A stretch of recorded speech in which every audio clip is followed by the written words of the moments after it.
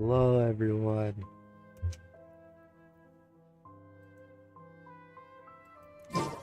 I used to take long walks in Anyway. Silver Moon Hall every day.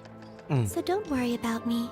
We're I back can keep up. with the story quest. I want to see if I can get through two of the story quests today.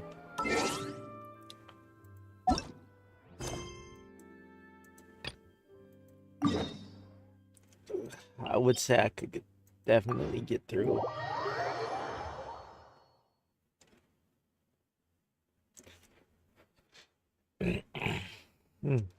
I'm sorry that it was on starting soon so long. I was like definitely eating peanut butter and jelly sandwiches before this. I regret nothing.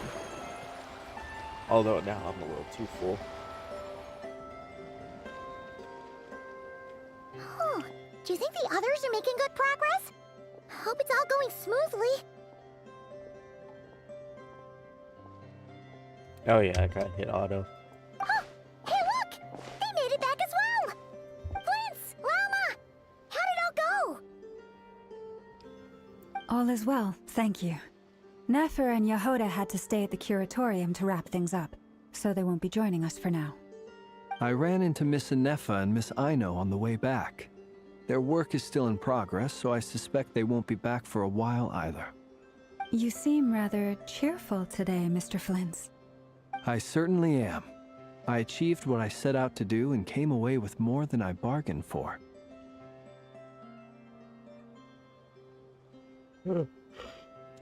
Fighting alone can get quite tedious, but I had the good fortune to run into a pair of Albedo brave and young Dirk? warriors. We meet again. How have you been? Albedo! What are you doing here? Thankfully, It's tracking been you so down long turned out since to you've be been a on lot the thing. simpler than we envisaged. These two courageously lent me a hand while I was fighting the Wild Hunt. When they told me they were Servarka's colleagues, it all made sense. And given how people of outstanding talent tend to cross paths, it's no wonder you're already acquainted. So, who's your travel buddy, Albedo? Why don't you come and introduce yourself? I'm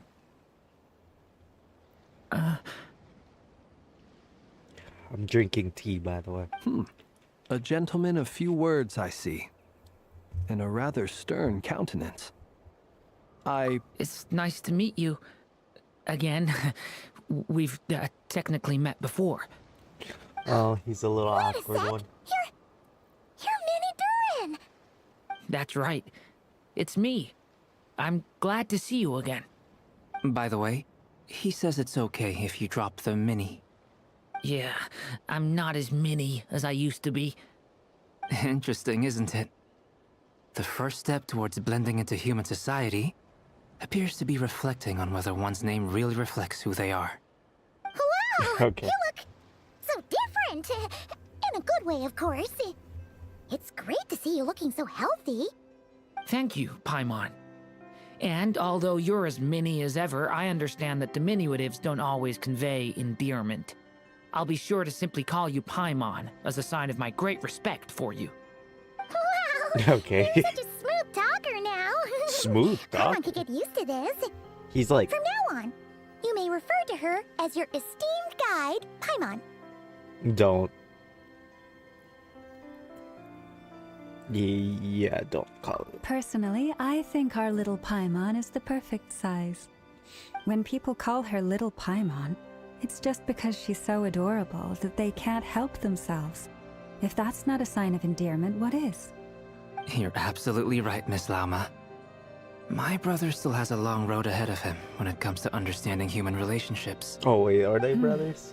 I didn't Anyway, play speaking of long the journeys, quest didn't with Volume Kuthar, 1. sorry, Columbina, leave with you? How come she isn't back yet? She's been catching up with old friends. Wouldn't be surprised if she stopped for a cup of tea or 10 on the way back. Uh-oh. People are talking about me. Hope it's nothing negative. Obviously not. Judging from your expressions, I'm guessing it all went well? It's getting crowded here.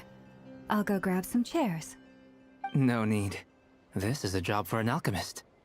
I'll whip some up momentarily. Thank you for your hospitality, ladies and gentlemen, but I was merely escorting my friends back. I'll be meeting Sandrone Friends, shortly, ooh. as we still have some things to discuss. I'm a friend of the day. It's been a pleasure, Ooh. everyone. But this is where I'll say goodbye. We really appreciate your help. Oh, come on. Spare the formalities. I'm just glad I could help out some true friends. Even though she gained a little bit more I understand. than she said Well. anything about. Bye for now, Harlequino.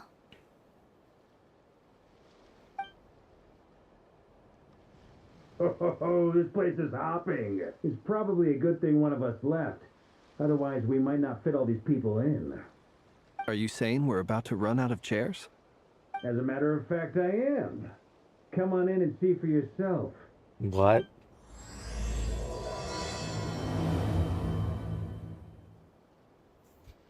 Okay, time to start this quest.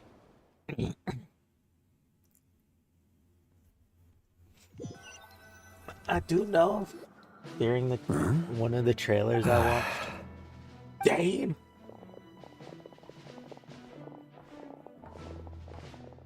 I overheard your little chit-chat outside, by the way. With Miss Columbina's colleague gone, we should be back to the original crew plus the other colleagues I brought in. Though, it looks like we have another new face. Someone else managed to rope in a colleague too? Frankly, you and Paimon are the only people I know here. This here is Deansliff, colleague of Tibet's greatest guide, Paimon, and greatest adventurer, the Traveler. Well, not exactly colleagues, more sort of friends. When someone else jumps in to do the announcing, you know you're speaking to someone important. Let's hear what he has to say. Note to self. Once Paimon knows your name, the rest of the world will soon follow.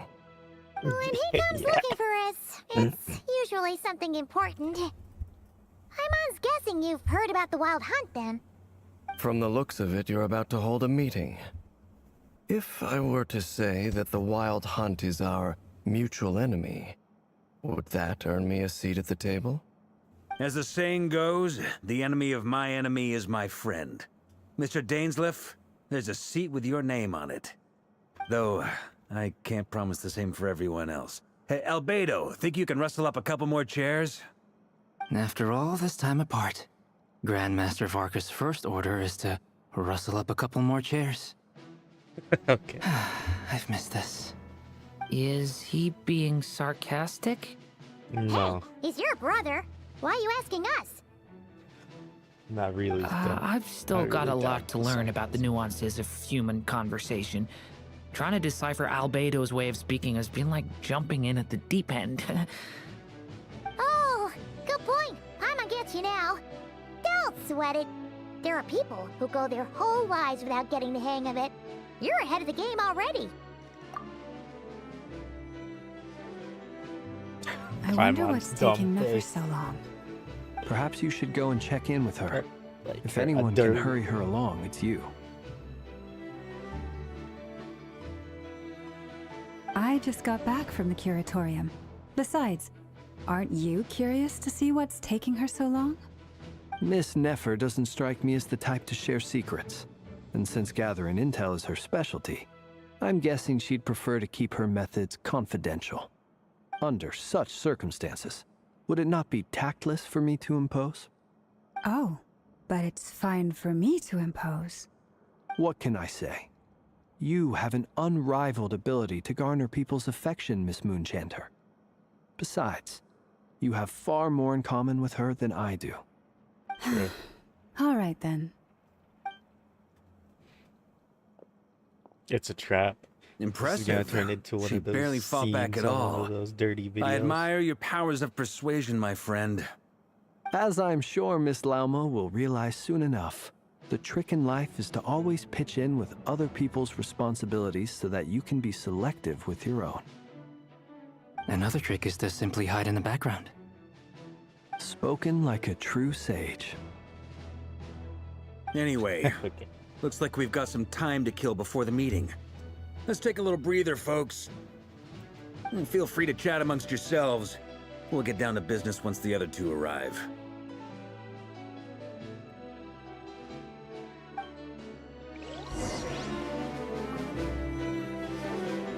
Okay.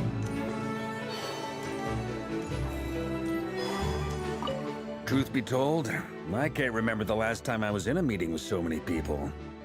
You're not alone there, my friend. The Lightkeepers also struggle to bring everyone together for a serious discussion.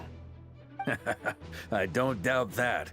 I've only ever met two Ratniki, one being you, and the other being that young guy, Eatlua. Eatlua is a good apple. I'll give him that. He's kind, honest, and regularly delivers supplies to my lighthouse. A true Ratnik to the core. In that sense, he puts me to shame. So you're what? A fake Ratnik? That's what it sounds like you're saying. But I get the feeling that's not quite what you meant. Unless that is what you meant. Come on, why the awkward silence? Sorry. I'm not even gonna bother trying to hide it. You've known all along, haven't you, my friend? Now that was an awkward silence. Let's just keep this between ourselves. Probably best if Eatlua doesn't know, huh? That goes without saying. Gotta be careful what you share with youngsters, after all. Anyone else in the know? Let me guess. The Traveler and Paimon? It's dangerous being too sharp for one's own good, you know. Then, in the name of the Animo Archon Barbados himself, I swear, your secret's safe with me. Ah, okay. Look at that. When we went for drinks, you said that you and Barbados were practically best buds. In the light of that claim, do you really expect me to take your oath seriously?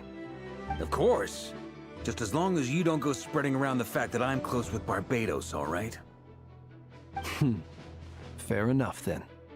Nothing like a bit of mutual leverage to seal the bonds of friendship. Okay. So now they're just blackmailing. Is there something you'd like to say to me? Yeah! For starters, why'd you just show up here without even giving us a heads up? If you think back to our previous interactions, you may recall that that's hardly out of character for me. You do have a point there. Oh yeah! You'll need to find somewhere to stay the night too, right? Want to tag along with us? You never know. We might get a group discount. Sure, let's do that. Great! Everyone Paimon loves a will good handle group it. discount. And in return, we can get Dainsliff to be our very own personal bodyguard. If that's what you had in mind, you should have said so sooner.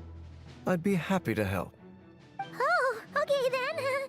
Paimon was only kidding, but good to know. Anyway, since we're all here together, we might as well watch each other's backs. That's just what friends do, right? Indeed. Thank you.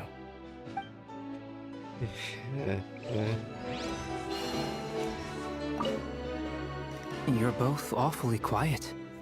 Why don't I start us off with an icebreaker? Of course. Much obliged. Have either of you ever had your portrait painted? If not, I'd be glad to help. That sounds like a lovely idea. You know how to paint, then? I dabble occasionally. He's an excellent painter. Tables, chairs, people, dragons, you name it. He'll paint it for you.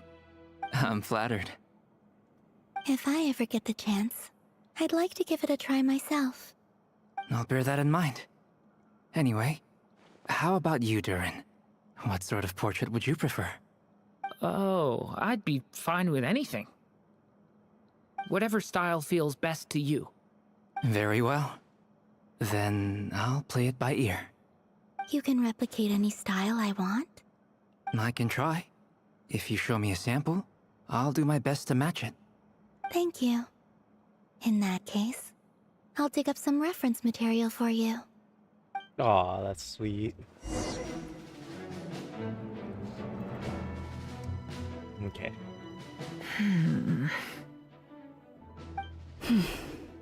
They got into a fight. It was one of those videos. It was one of those dirty videos.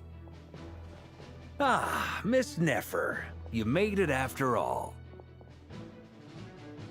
But what about Yehoda? I'm here to give you an update on how things are going on our end. Once this is over, I'll be heading straight back to continue my work. I left Yehoda back at the curatorium to watch over things while I'm gone. Huh. So much for just this once. Shh! Not so loud! We're on a roll here. What if she remembers and suddenly decides to back out? Did you say something, Mr. Varka? Huh? I didn't say anything. Right, Flint's? Why are you asking Flint? Must have been a frog. They get so noisy around here at nighttime.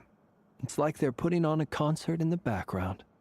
Anyway, before we begin, there's a few introductions to make. Right in front of them.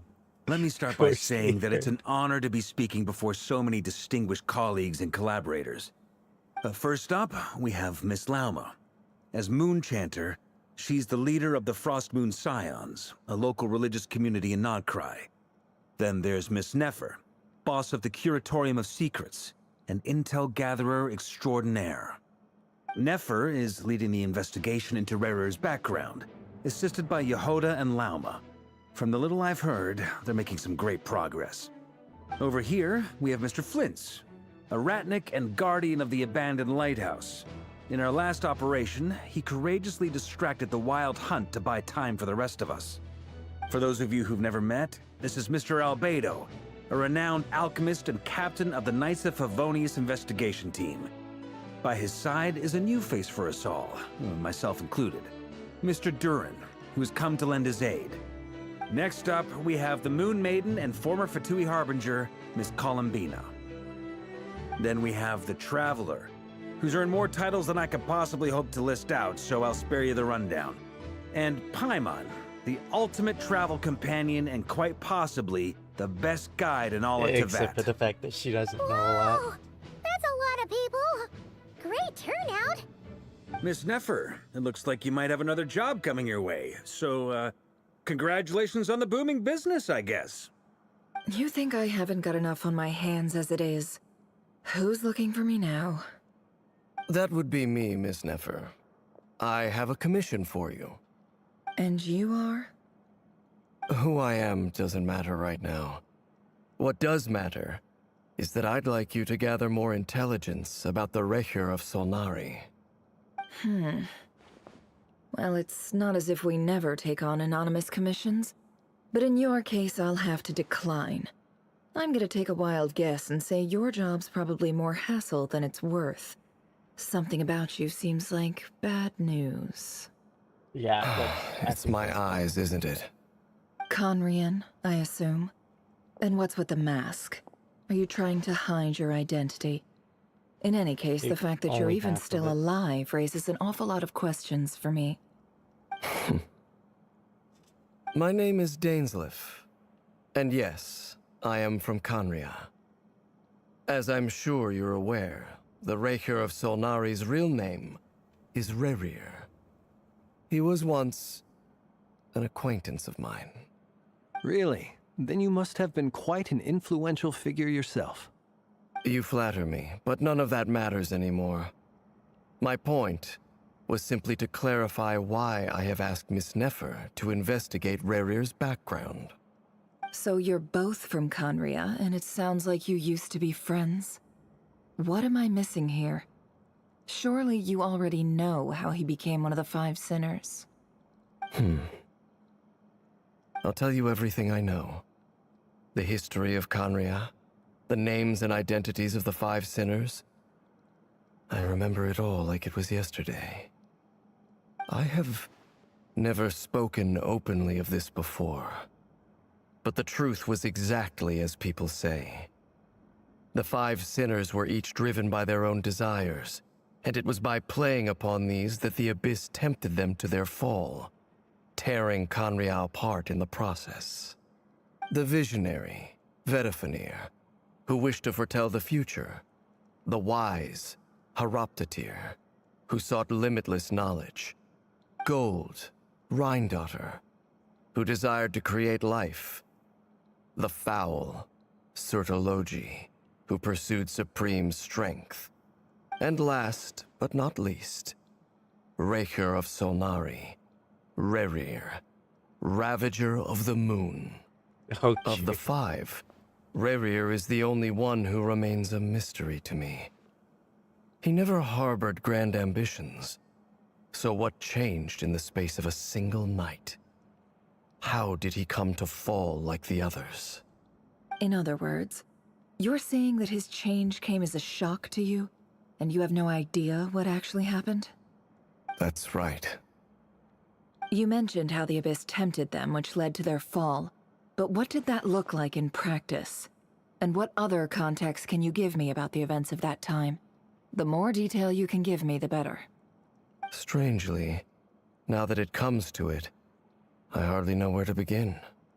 The fateful night took place during the era of the Eclipse Dynasty. One day, my elder I feel brother, like we're about to play the as visionary, Vedifenir, was summoned to the palace by the Vinster King, only for the king to gouge out his eyes and cast him into the dungeons. When I came to hear of this, my fury knew no bounds. I gathered together every ally I thought I had, and together, we set a night to storm the palace and free Ved. Centuries on, the memories of that night still haunt me, like a never-ending nightmare. We broke through the palace gates, just like we had planned, each striking towards our separate targets. But then, I was betrayed. Even Vedifenir, the very person I had come to rescue, abandoned me and partook of the Abyss's power. So, it's personal after all. Then tell me, Mr. Dainsleif, what price are you willing to pay? You, of all people, must know that nothing comes for free. I cannot say what price would be worthy of such a commission. But know this. Rerir was not always a madman. Believe it or not, there was a time when he was just an ordinary man, working for the Conrian Intelligence Service. Uncovering the truth of Rerir's past is the only way to unravel this mystery. But before you decide if you will accept my commission, I will tell you more about him. Enough, I hope, to help you plan your next move. Sounds pretty good to me. Feels like we just flagged down a random passerby, only to discover he's actually a master strategist. Can Yeah, I it's all borrow like your it. halo? It could be useful in the lighthouse. Hey, enough with the wisecracks! Besides, isn't that lamp of yours bright enough already? Relax. It was meant to be a compliment. If that was a little over the top for your liking, I'll make sure to tone it down next time. I'll give your proposal some serious thought, Mr. Dainsleif. Let's speak in private once the meeting is over. Before that, there's a few things I'd like to share. Well, Paimon's, or not Paimon, Lumine speaking.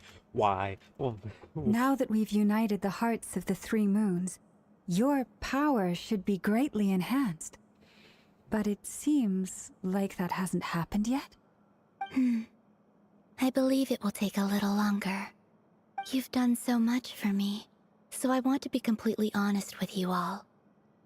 Even though I'm doing a lot better now, the truth is, my recovery will likely be an ongoing process. From the moment I was born, my power has been slowly ebbing away. And that is because Tevat has never accepted me. Even with the moons united as one, it seems my rejection cannot be undone.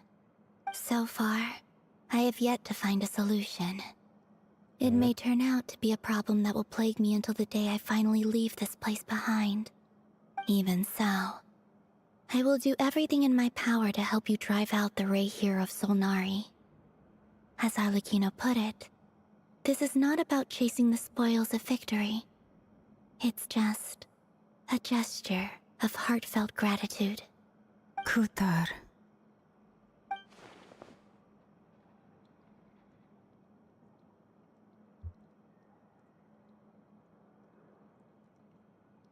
defeating the Rahier of Solnari will be no easy task. While my strength slowly recovers, we'll also need to gather more intel. Naturally. We should take all the help we can get if we hope to defeat him. We've considered several viable plans now, but our choice hinges on the answers to a few key questions. Is it even possible to kill Rahier? What experiences shaped the person or monster he became? And what's he really after? Given Albedo's expertise in alchemy, I think we should leave him to try and answer the first of these questions. Understood. As for the other two, I'm afraid we'll have to count on you again, Miss Nefer. Believe me when I say it's not my wish to burden you. But right now, relying on your skills is our only option. So you're placing all your hopes on me, huh? As always. We can't thank you enough for agreeing to help us. Honestly, She I didn't even agree this can one. hardly believe how lucky we are. You sure have a talent for changing your tune, Miss Moonchanter. Timid like Yehoda one moment, then flinches insincere flattery the next. Ladies, please. I must object to your portrayal of me. That's all. Feel free to keep bickering. Just pretend I'm not here. I almost don't want to leave this room. I'm curious to see how this plays out. I have faith in you, Miss Nefer. Something tells me you'll stand by us until the very end. Oh? And what makes you so sure of that? What if I suddenly decide that my compensation is insufficient? This isn't about the money. I can sense that you've got a deep-seated distaste for Rahier. And knowing you, that alone is motive enough. Look at them getting along so well. Like two peas in a pod.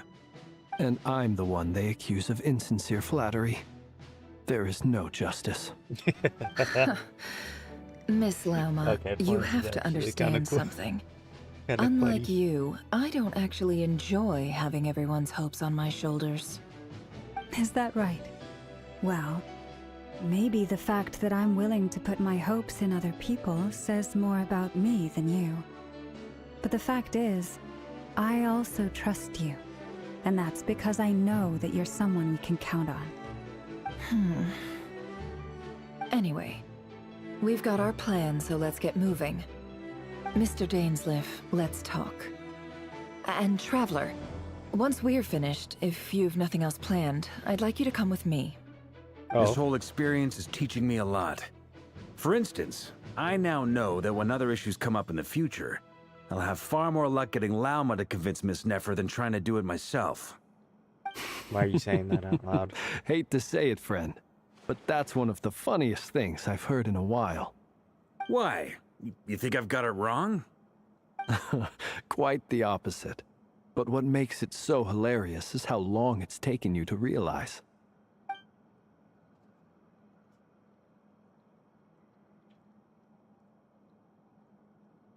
Okay. I don't know.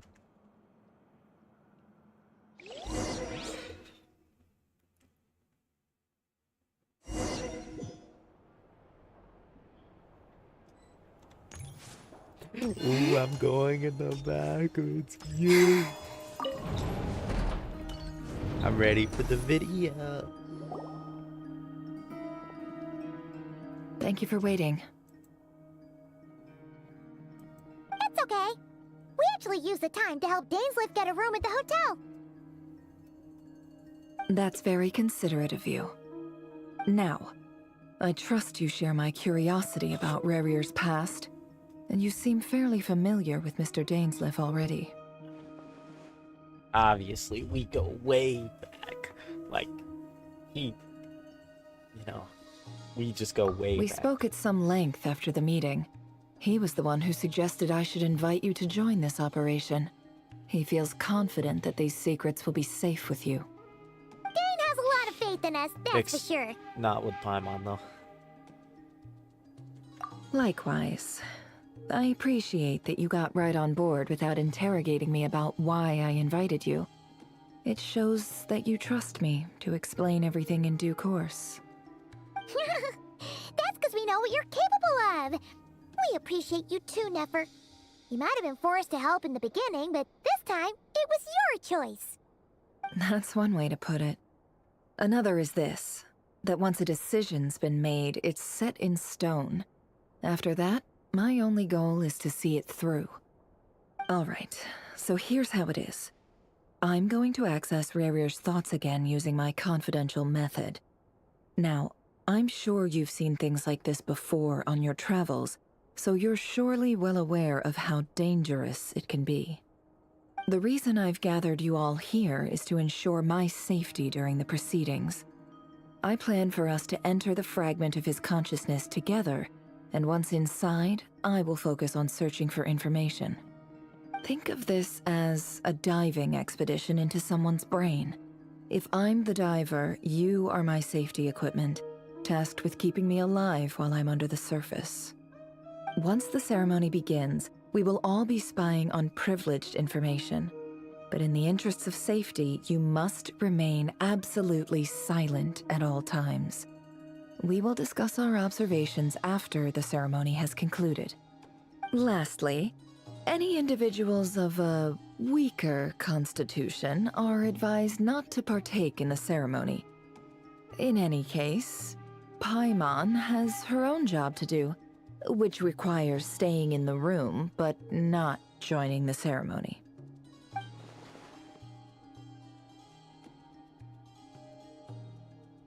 Okay, aka we don't trust Paimon to know the secrets. Well, good luck, everyone. Sounds like all Paimon can do is cross her fingers and root for you guys. There's a little more to it than that. I was being serious when I said you have a job to do. While the rest of us are inside Rerir's mind, it's imperative that we have a team member on the outside. In the event that something goes wrong, you will be our first responder. I don't anticipate any issues, but the extra level of safety will be greatly appreciated. I second that. This is a dangerous operation here, and you're our whole rescue team. That's pretty much the most important job in the crew.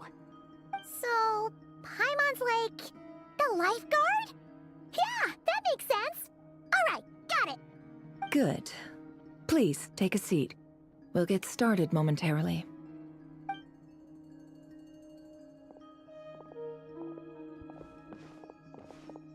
So, did Mr. Dainsliff tell you anything else? He told me that he believes Rerir kept some big secrets in his life. He's not sure that they were the cause of his eventual downfall, but he's asked me to uncover what those secrets were all the same. But surely you're not planning to go through with this, no matter the cost. If you think that, you'd be overestimating me. I'm a businesswoman, not a mercenary.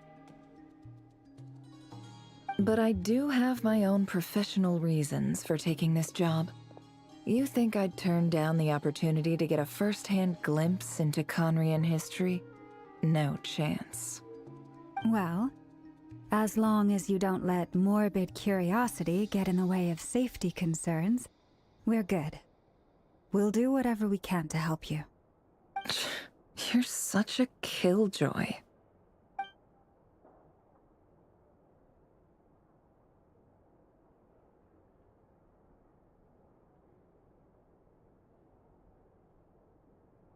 Okay, I thought it was gonna...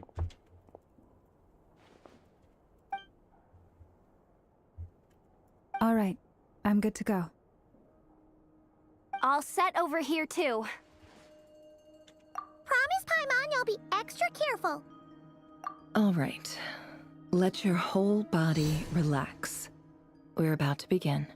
Close your eyes. Okay.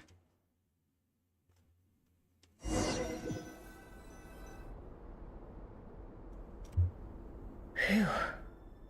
Could this be his office? Pretty standard setup. Bookshelves, paperwork, files. According to Dainsliff, Rerir used to be an intelligence operative.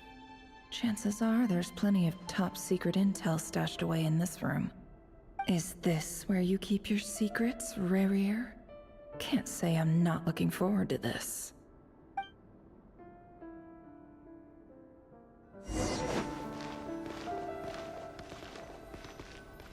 He looks even gloomier than last time.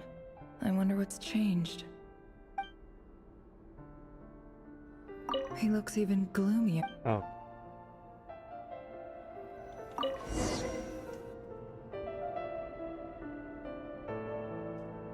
Today's files are in. Time to wade through them, just like usual.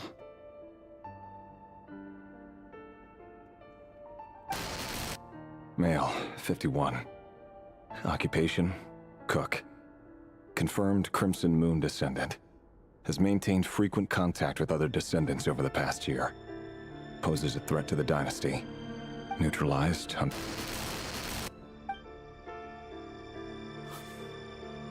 This one should be archived under purged targets.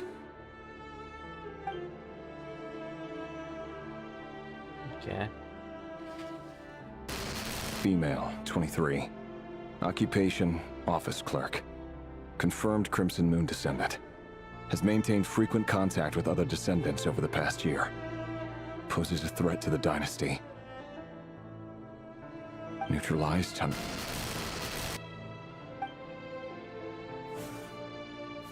Another one for purged targets. Sounds like she was that other man's daughter.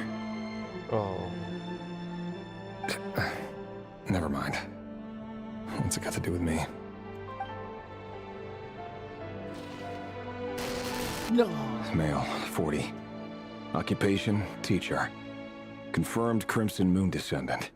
Has been observed making contact with other descendants during the past year. Poses a threat to the dynasty. Neutralized on... Just another nobody for the archive. Come to think of it, I remember surveilling this man. A case like his never would have been considered a priority in the past. Huh. He barely even interacted with other Crimson Moon descendants. Oh, is he starting to realize? Female, 16. Occupation, none. Orphan and confirmed Crimson Moon descendant. Has been observed making contact with other descendants during the past year. Poses a threat to the dynasty. Neutralized on... Filed. I have no recollection of this girl. None whatsoever. She doesn't seem to be anyone important, but then again, how many of them really are?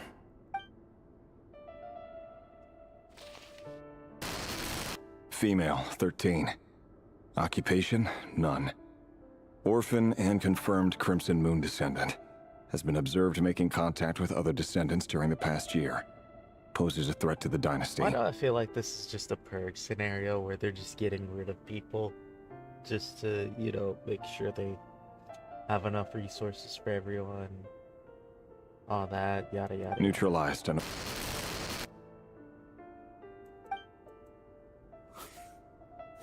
Filed.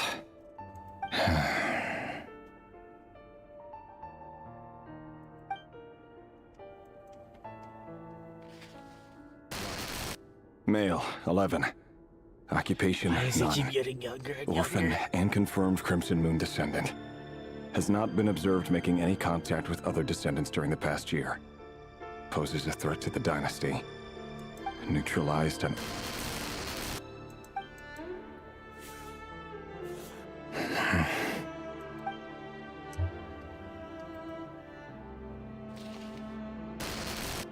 Male, 6. Occupation, none. Orphan and confirmed Crimson Moon descendant. Poses a threat to the dynasty.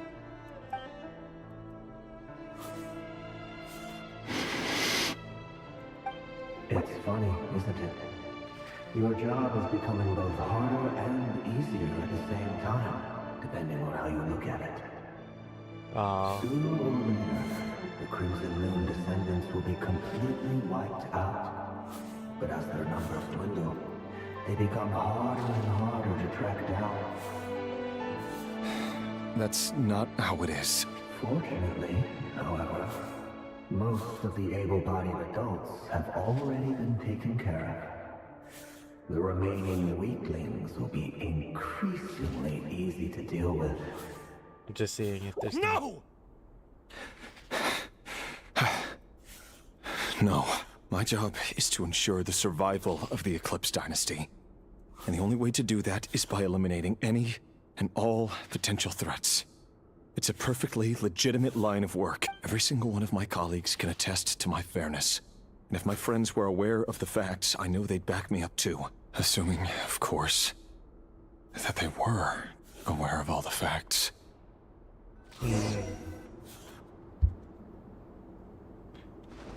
He looks even gloomier. Okay, same thing.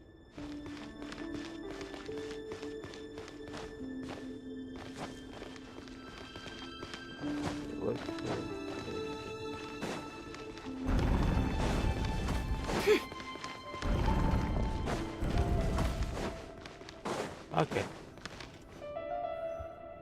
Mr. Vedifel, it's been quite some time since we last met.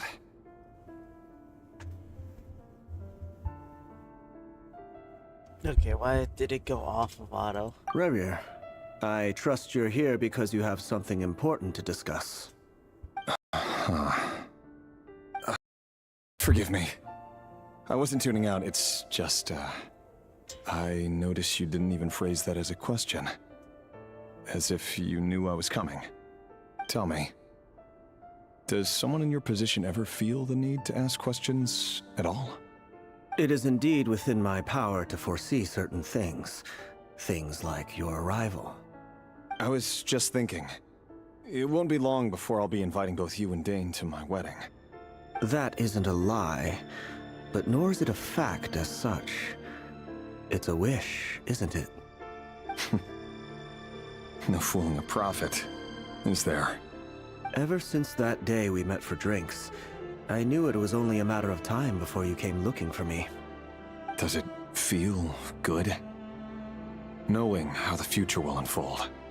I'm afraid the notions of good and bad fail to capture the complexity of what such a power entails. Once you've seen what will come to pass, it can be all too easy to succumb to fear and melancholy.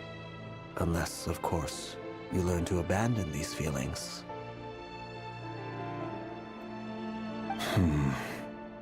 You fear my silence, and long to hear the words I left unspoken that day. That's right. You must have noticed my reluctance to broach the subject. And the reason is simple. Because the truth could never have lived up to your hopes. For both our sakes, such words are better left unsaid. The burden of prophecy was never meant for your shoulders. So who exactly do you deem worthy to hear your prophecies? None but our exalted king? Or rather, our king as he once was. You're closer to his majesty than I am. You must know better than anyone how much he's changed. You say that as though it is to my benefit. Yet precisely because of that, I dare not speak rashly. A king can turn out to be the most virtuous of rulers, or a tyrant more terrible than the most vicious of dragons. True. You are so wise and far-sighted, yet still you would have me live in fear of the unknown? You make a fair point. Especially given my silence alone was all it took to send you spiraling downwards. Very well then. Let me offer you some advice. And I say this not as a prophet or a visionary, but simply as the brother of your friend. For many reasons, there is very little chance of your marriage ending in happiness. If happiness is what you seek, you should find another fiancé. Oh, that's sad. Hold on. There's that same black fog again. Could this memory belong to Thelindis? Yeah, because Wait. she was already told. Hear me out. This time we finally got a clear look at his face and learned his true identity. His name is Rerir, and he claims to be one of the king's guards. What did you say? A cruel irony, isn't it? The man you're set to marry leads a double life as a brutal executioner. Why are you telling me all of this now? Simple. It's because I want you to kill him.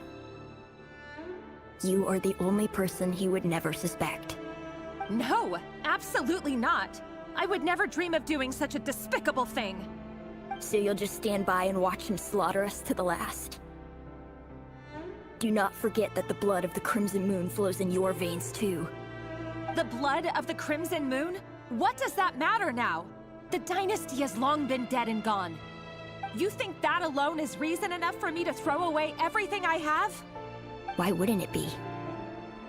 You two were once a child of the Crimson Moon, just like me. Don't tell me you've never felt so much as a flicker of fury for the way we were trampled into the dust. As long as you promise to abandon this pipe dream of restoring your dynasty, I can try to persuade him. Or have him persuade the Vinster King. Persuade the Vinster King? Do you even know why he's so obsessed with hunting us down? Why he keeps trying to force us to hand over our secrets? Over and over again? Or why we refuse to give up on restoring the dynasty? The Vinster King. A blind fool. His eyes clouded by powers from beyond this world. A petty little man with a miser's heart.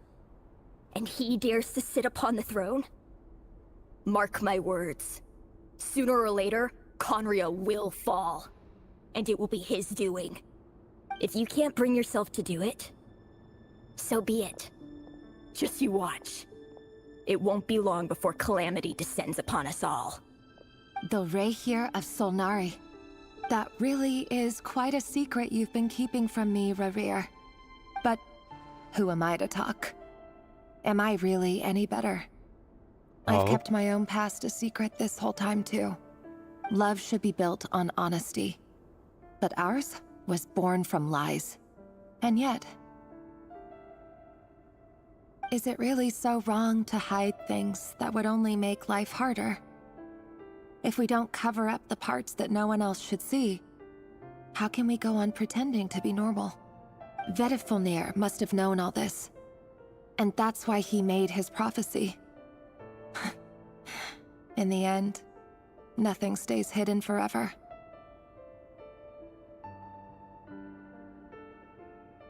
But I won't just sit by and watch this disaster unfold. I'll do everything in my power to protect what I cannot afford to lose, no matter who I have to face. Okay, so is she on Rerir's side? Is she on her own side? Was that Rerir who just walked past the window? Doesn't it give you the chills that he still takes the same road to work every day? As if nothing ever happened. Those people at the deli. Enough already. They're clearly pretty taken by their own disguises, so just smile and play along. Pull the rug from under beasts like that, and you'll risk having your throat torn out. Deli? Oh. They're talking about those people from the opposition. Right. I'd almost forgotten they used to run a deli. People of no consequence always vanish so easily. And no one even remembers them.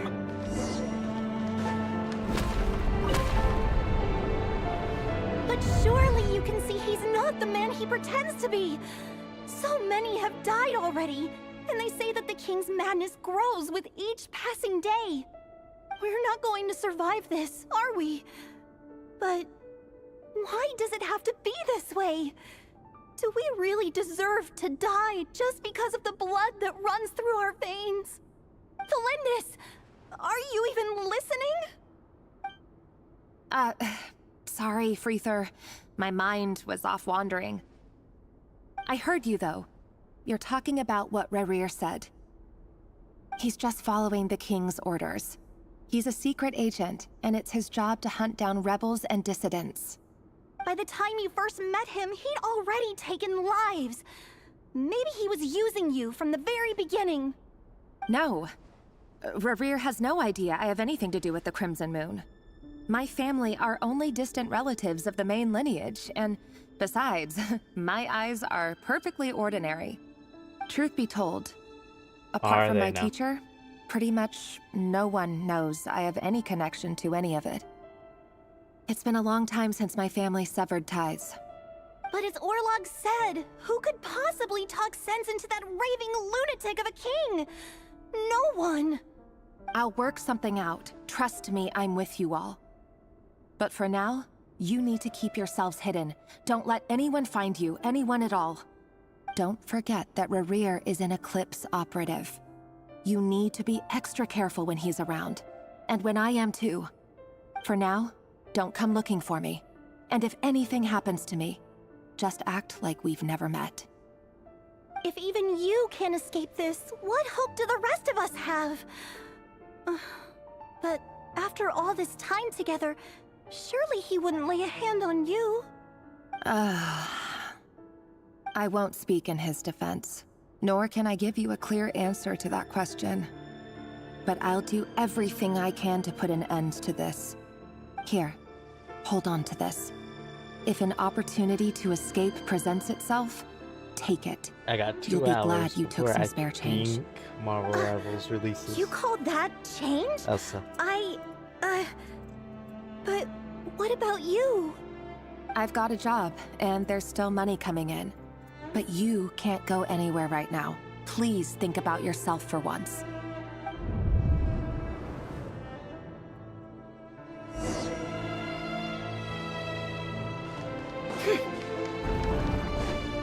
Okay.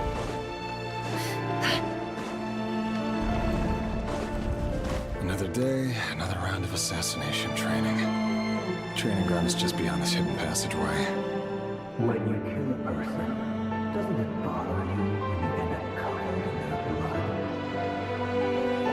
Why would it? Aren't we all just walking blood bags? But not everyone is accustomed to hunting down others like prey. You've been a hunter for so long now.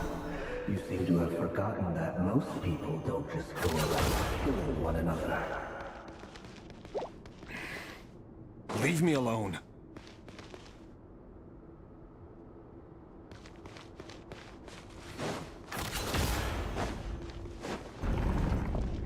Dang, that Fred looks hot. That didn't get a reaction out of it. Oh. Oh. Make sure you have a firm grip on the handle, and choose your angle well. Keep your movements light and brisk, and the prey won't sense a thing. I doubt that. How does no one's ever died a quiet death in your hand? I work clean. No traces.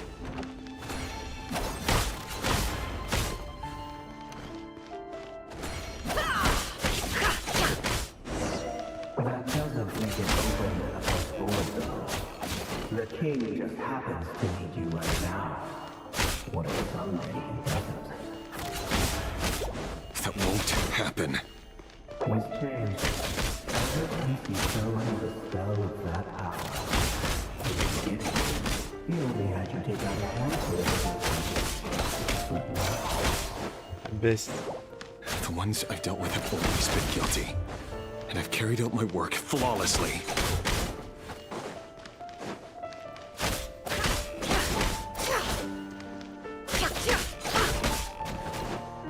No more lies.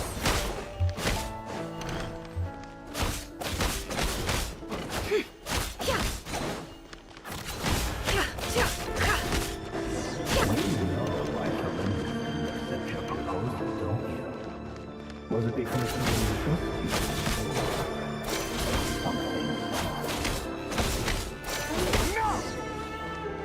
Ah!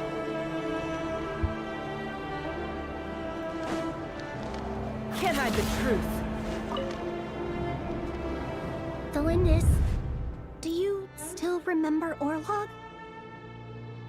Orlog. The boy who was pretending to sell flowers. You spoke for quite a while, didn't you? Yes, we did. What about him? He was arrested 2 days ago.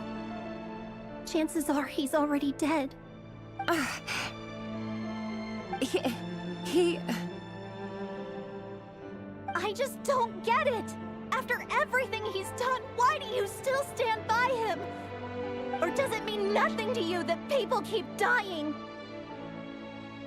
No, that's not... Just hear me out.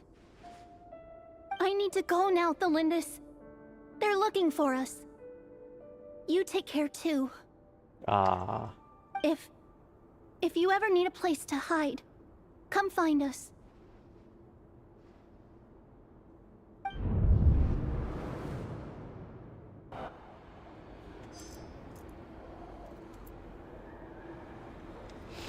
Only one more. I don't feel like Author this is gonna end Thelindis. with her. Over the course of this week, the research object was subjected to interference for a total of 47 hours for experimental purposes. The results are as follows. All subjects of observation that were sent inside have now... The situation within is proving more problematic than anticipated. No progress whatsoever. What now? Won't you give me even a glimmer of hope? Things are getting worse by the day. I have to find a way or we'll all be in danger.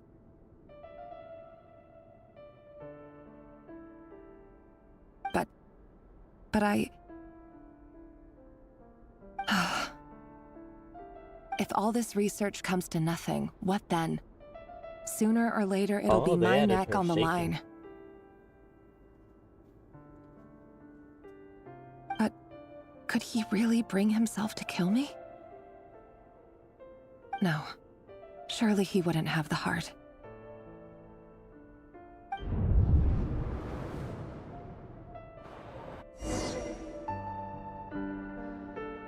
Okay, she's gonna tell him about it. He's gonna start something, yada yada yada.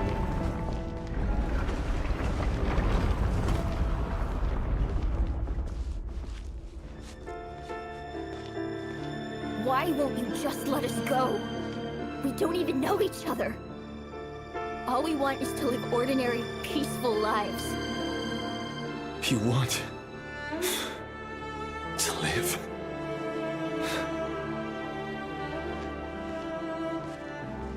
I mean, I guess that's all.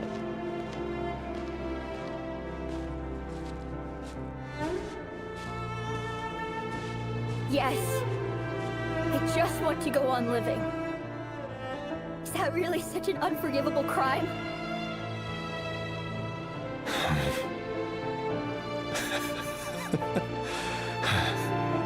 You want to go on living. I want to keep living too. To keep living forever. That's why I have no choice but to continue on the path I'm on. If only some savior would suddenly swoop down and change the way the world is. Too bad that's not going to happen.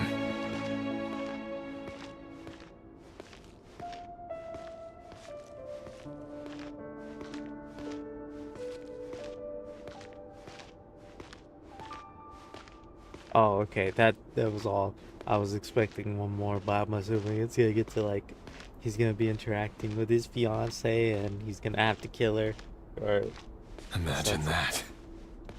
If there really were such a person, you and I wouldn't be standing here like this, would we?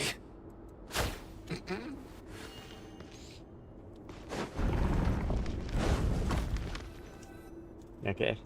So these files are in. Time to wade through them just like usual. No, I don't get tired of it.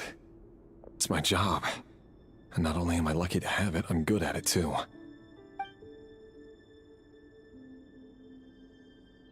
Huh. Wait. That's... Oh no.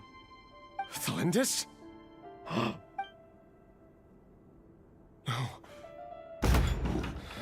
No! No! Why? But You bear no mark of the Crimson Moon! How could you possibly have anything to do with them? It cannot be! A diluted bloodline. Carefully concealed. I see it now. You've been living in the shadows just like me. What a fool I've been. Numbing myself with talk of justice. Even imagining my friends would back me up. But in the end, Irminsul. Finster King! How far are you going to take this?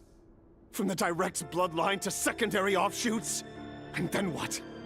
Today it's the descendants of the Crimson Moon. Who will it be tomorrow? Will you not rest until everyone down here is dead?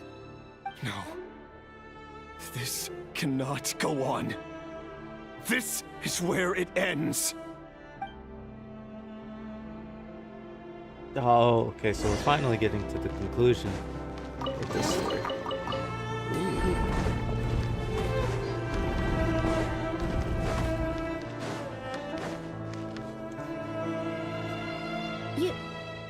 You're really letting me go?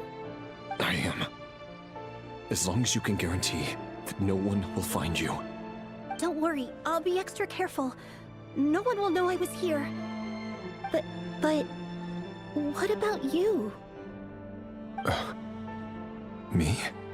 If you let me go, you won't be able to complete your mission, will you? Good point. In that case, maybe you should stay. No, please! I just want to see the outside world again. To... Go on living? Yes. I know you're a man of your word. So please, just let me go. If I let you leave, what will become of me? Just kidding. Go, now. But remember, don't let anyone know you were caught. We'll be seeing each other again very soon if you do.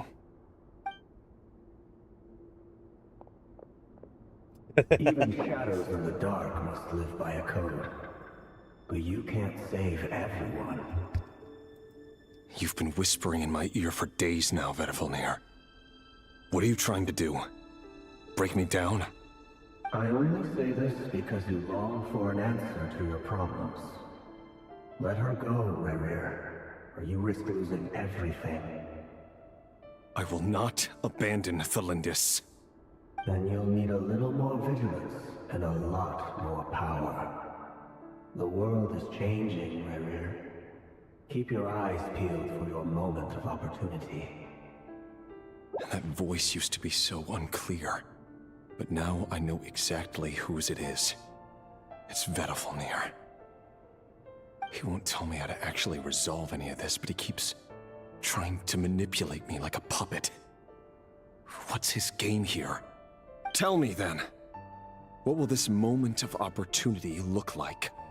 And no answer. He's like a ghost. Always disturbing me when I'm on edge, but never answering when I need him most. So, the Eclipse Dynasty was purging, well, massacring the descendants of the Crimson Moon. And it seems like it was all connected to the Vinster King's research. The King's obsession with abyssal power left the future of Conria hanging in the balance. No wonder every aspect of Rerir's life was so unstable.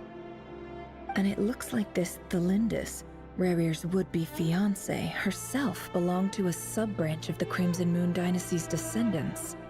It almost defies belief that a couple like them could hide the truth from each other for so long.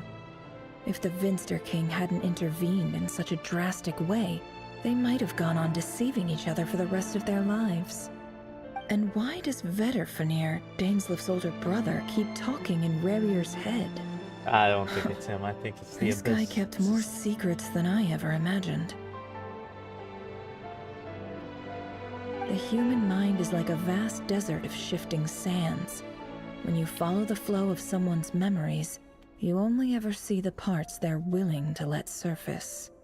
Time for something a bit more creative. We've been inside Rerir's mind this whole time, building up a picture of his psyche. There's already enough clues on the board to start reading between the lines and mapping out the rest. Now, we can finally begin to put the pieces together. Sure, it'll only be a reconstruction, part simulation, part reasoning, but it's usually pretty accurate. Once we've built up a cognitive profile, we just need to cross-check the logic behind his actions. And then we'll be able to take a sneak peek at whatever it is that Rerir has really been hiding.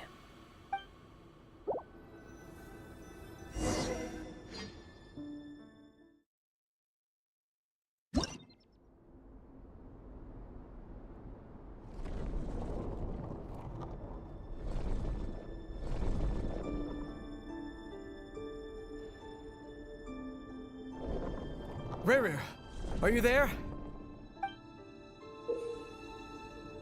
Oh.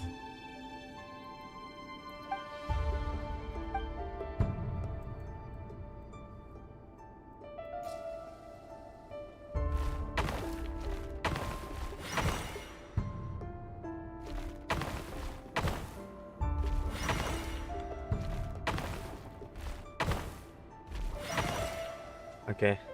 Hey, Rerir! Come out, it's urgent! Dane? What's wrong? Quick, come with me. I'll explain everything once we've met up with the others. Okay. I'll come. But the Lindis is still over at the Universitas. I'll need to leave her a note. All right then, but make it quick. I've never seen Dane so worked up before. Whatever this is, it must be big trouble.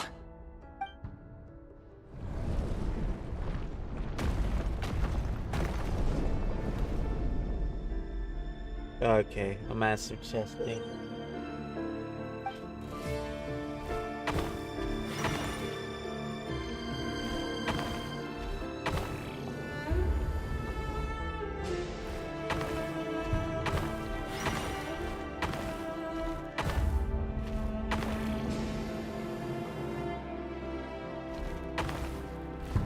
Okay, just around everything here can be like a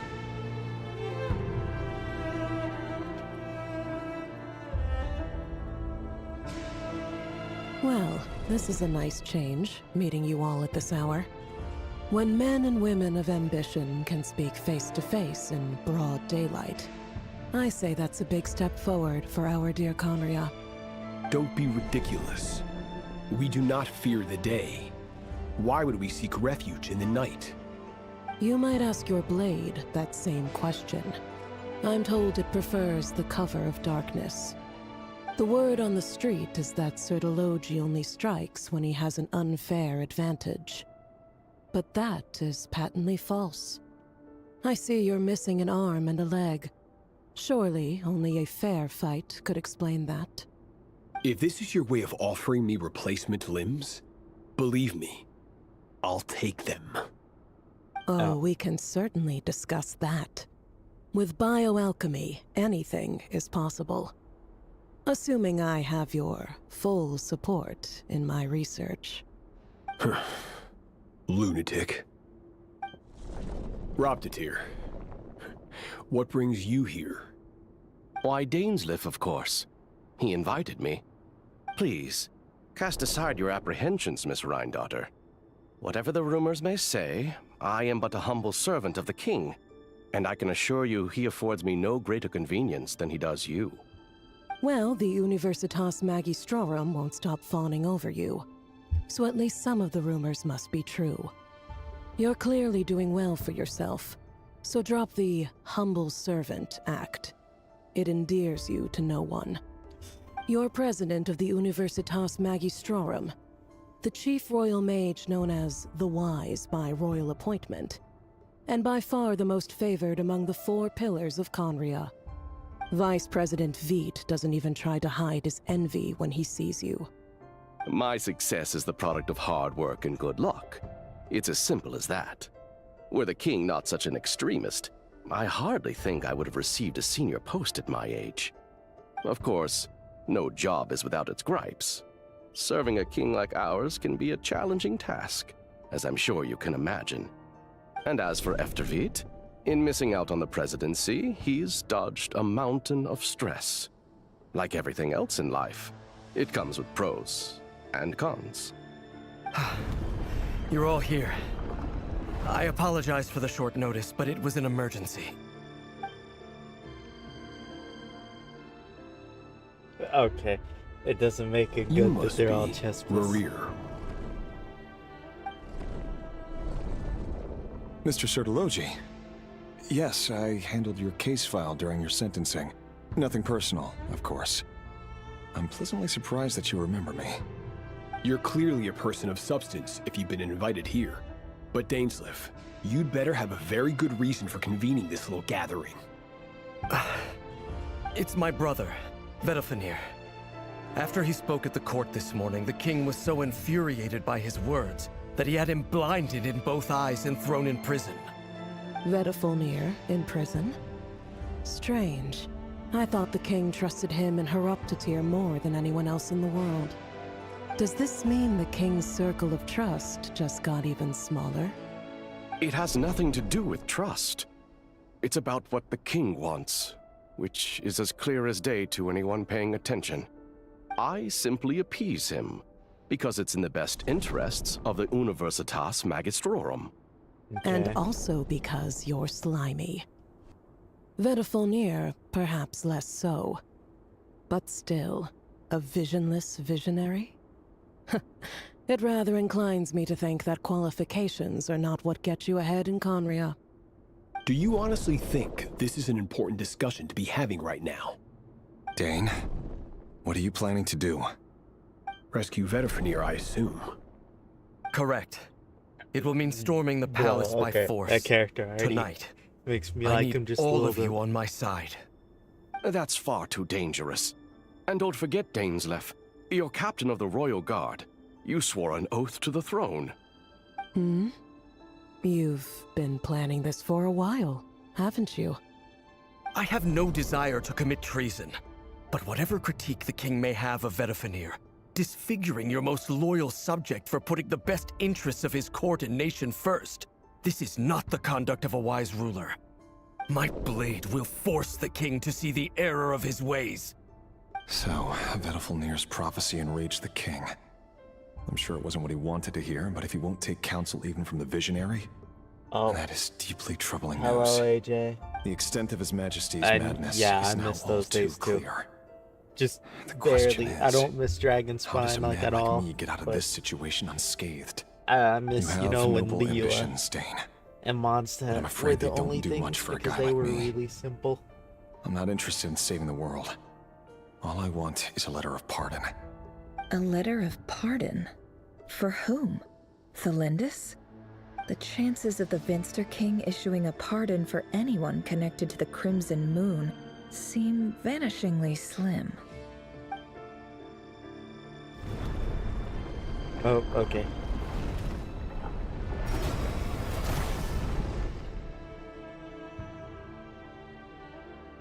This black fog over the board must have some connection to Thelindis.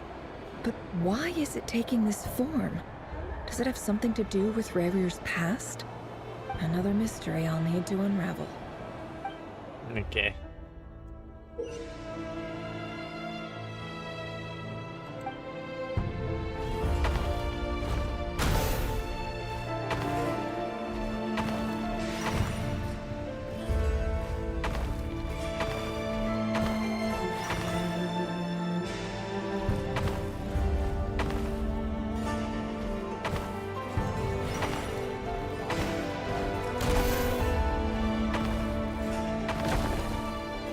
Okay.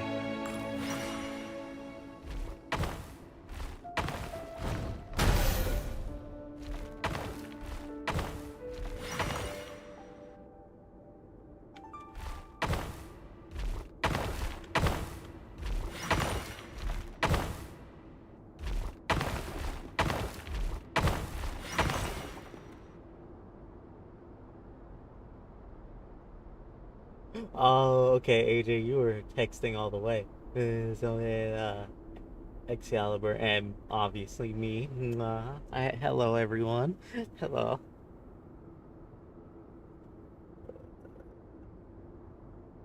How am I doing?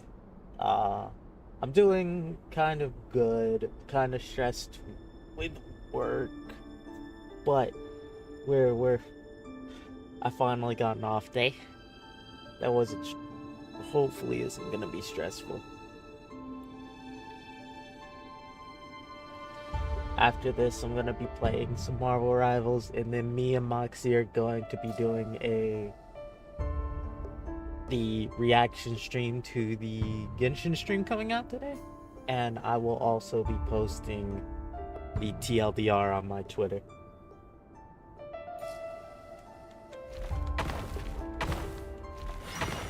So keep an eye out. Well, we're gonna try. I know I've talked about doing Author streams Thalindis. before. Over the course of this week, the research object was subjected to interference for a total of 60 hours for experimental purposes. The results are as follows. Research dating back to the Crimson Moon Dynasty has established 2 points regarding moon marrow. Firstly, its origins have something to do with a god's power. Secondly, it serves as a portal to an as-yet indeterminate location. Moon marrow can thus be defined as a spatial gateway. However, there are a number of hurdles to overcome before we can answer the question of where it leads to. To start with, opening the gateway requires a specific power source, which the relevant literature indicates.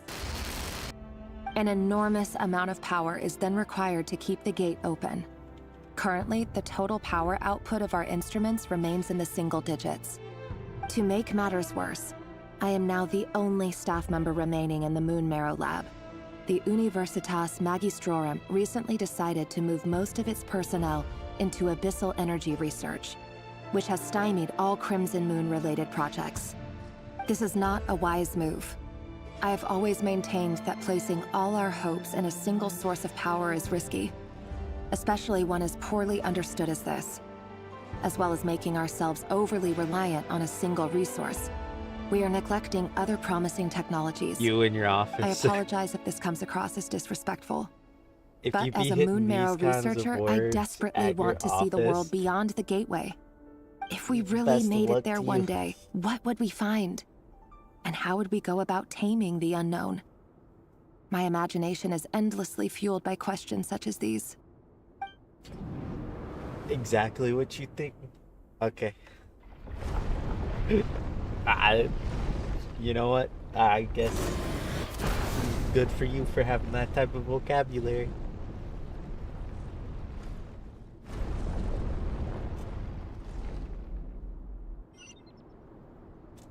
Okay.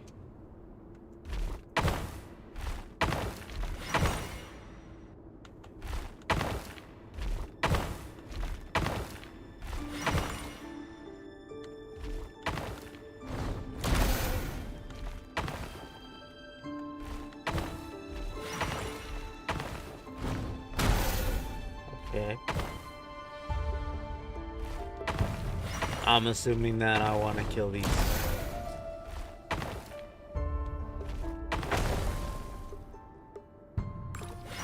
Okay. Easy enough.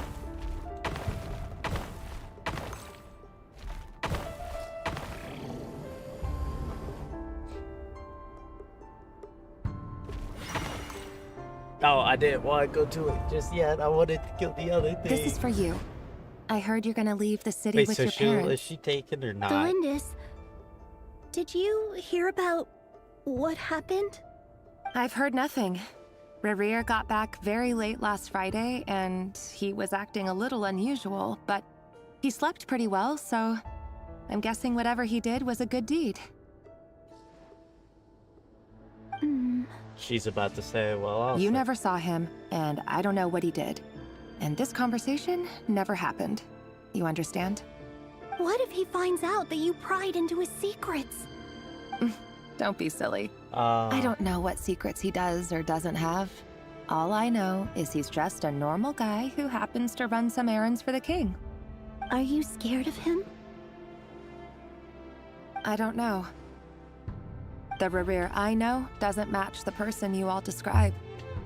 Logically, I should be scared of him. And yet, I don't want to lose him. But enough about that. You should get going, and be careful with the package I gave you. Keep it secret. Keep it safe. I will say I do have Pokemon on my Switch. I have Scarlet and Violet. I know that those are some of the not so good games to have because they used to be really glitchy. But I do plan on playing the newest one that came out. I forgot which one that is, but like, I'm sure I can look it up and figure out which one. But yeah. What's in it? A piece of the moon. All you need to know is that as long as you keep it safe, then in the future, everyone will be able to see a red moon. A red moon? You could say a crimson moon. Our moon? That's right. Our moon. Promise me you'll look after it. I promise, Tholindis. The Crimson Moon bloodline will never die out. Its light, the color of blood, will become like a fire that flows in our veins, no matter how long it takes.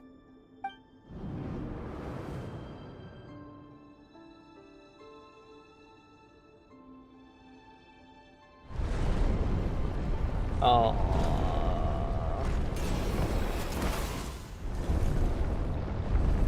Okay.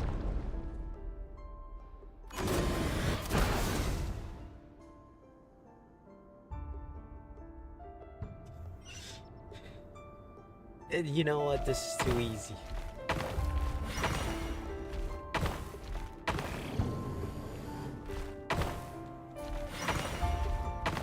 I'm first gonna go for these guys. And it lagged.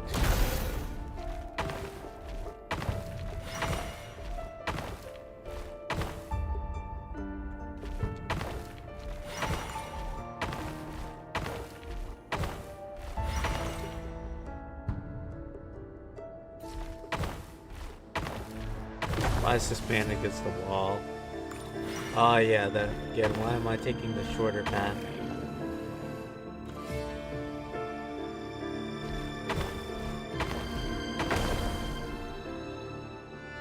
After.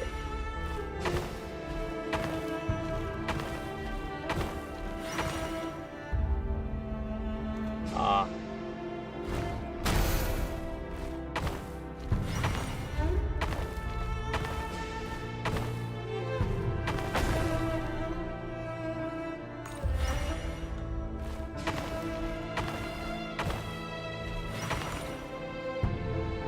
Hurry, everyone, and stick to the plan.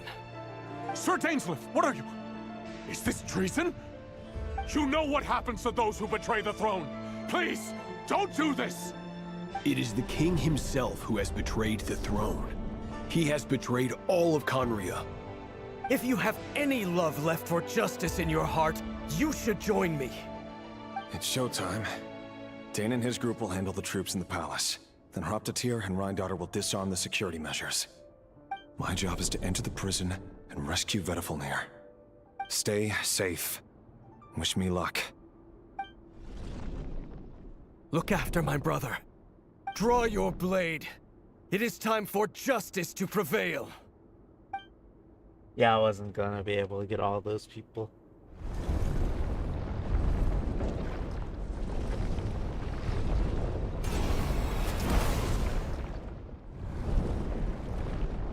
Oh my gosh.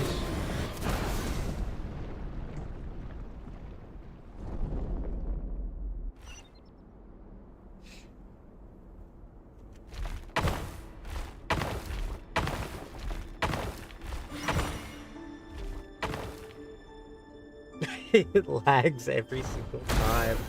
It lags. It lags. I don't even know if you guys are getting my audio from that because like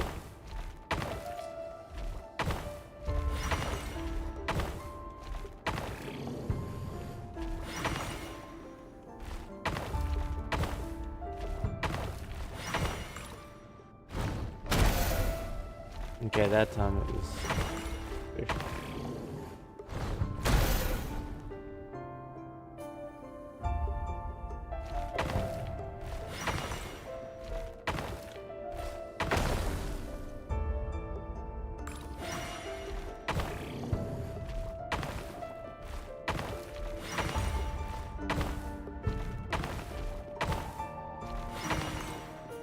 Okay, so it's gonna be either Thelindis. This place is filthy. And the smell is abominable. Clearly, the king doesn't allow his prisoners a single shred of dignity. This is dire. Found you. Hello, Mr. Vedafilnir. Ah, it's you. Surprised? Oh, wait. I guess surprise isn't an emotion that prophets feel very often. I certainly felt some surprise in the moment when I was blinded. Surprise at the king's sheer ignorance. Surprise at just how unfairly this world responds to words of earnest remonstration. I'm curious. What did you prophesize this time? It wasn't a prophecy. It was a word of warning. Someone had to say it. The king has forsaken all reason in pursuit of his obsessions. I simply told him that if he continues on this path, Khaenri'ah will surely fall. But he didn't listen. Worse still, he stabbed you in both eyes and locked you away. Dane asked for my help. The court is in complete chaos now, but I'm sure you predicted that. Everything is transpiring as I foresaw, yet I am powerless to change it. Fate is an immutable force. I can but lament as the inevitable unfolds. I do wonder whether giving a man the power to see the future does nothing more for him than slowly crush his spirit. Forgive my curtness, Vedafilnir, but the king did not suddenly turn on you today. His suspicions have been brewing for a long time. You can't have wisdom beyond the reach of your fellow man without attracting his fear and suspicion. There are things the king does not want to see. So, he doesn't want you having visions of them either. He blinded you because he thought this would make the visions stop. He wasn't entirely wrong.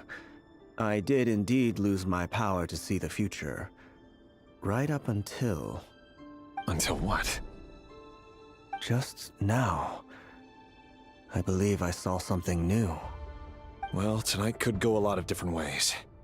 5 of us banded together to storm the palace, also we could rescue you.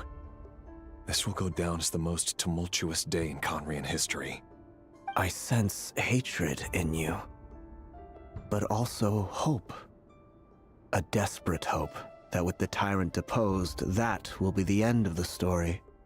But this is not the end. It is the beginning of a new chapter, in a whole new story. There are many men of honor and courage in this world, Rerir. But you are not one of them. You're not here for justice, are you? You're here for yourself. Is that a dagger? Interesting. Why not the polearm? It was always your weapon of choice. With your abilities, I don't doubt that you were able to recover some of your sight. But I also doubt that you want to make an enemy of me right now. Of course not. We're on the same side, aren't we? We could be. But I need you to be honest with me, Vedafilnir. At this point, you're my only hope for the future. You mean your future? With your beloved, Thelindis? Yes. And I know there are bigger things at stake here. A dynasty, a nation, maybe the entire world. But forgive me, I care first and foremost about myself. I can't abandon the one I love to save myself. I just can't do it. But you see a broader picture of the future than I. You see the solutions to the biggest problems of our age. So tell me, what is my solution? What's the answer? In matters of fate, answers are either right or wrong. What will be, and what will not. Maybe you are willing to pay a certain price in the pursuit of happiness, but unfortunately, fate does not negotiate. That is the cruelest thing about fate. It is unmoved by your sacrifices. That can't be true. I know it's your voice that I keep hearing in my head, urging me to see how the world is changing, to seek more power, so I can protect the things I love. You show me disaster, but you won't show me how to avoid it? Why? Why are you doing all this? My voice. In your head.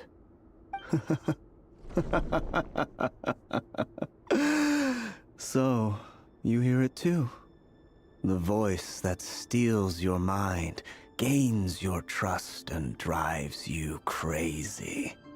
It turns out that we are not so different, you and I. Vedifilnir just broke into the strangest smile I've ever seen in my life, as if he'd discovered some monumental secret. But then he suddenly switched to looking extremely weary. Very well then. My advice to you is as follows. You must persevere. Whatever trials and tribulations you may face, be steadfast in the belief that they are your path to the future. For as long as you live, your story with Thelindis shall not come to an end. That is the only chance you have of fighting back against fate. It is up to you whether you believe my words. Regardless, that is all I will say on the matter. I have no right to intervene any further. I will hold you to your word. Thank you for setting me free. In return, I will tell you one more thing that you cannot afford to ignore. Just then, a strange wave of energy rippled through the city. We had no idea what it could mean. If I were you, I would head to the Universitas Magistrorum.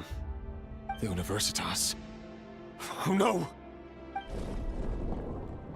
I'm sure we'll be seeing each other again very soon, Rerir. Oh my god. Whatever Vedifilnir said, I didn't catch it. I didn't even help him out of the prison. There was no time to lose.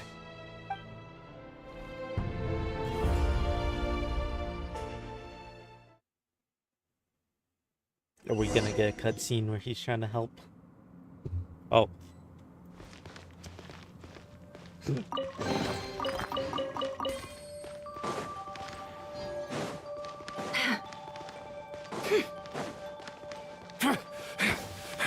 Monsters? Is this Rhindaughter's doing? By the Universitas Magistrorum. Out of my way!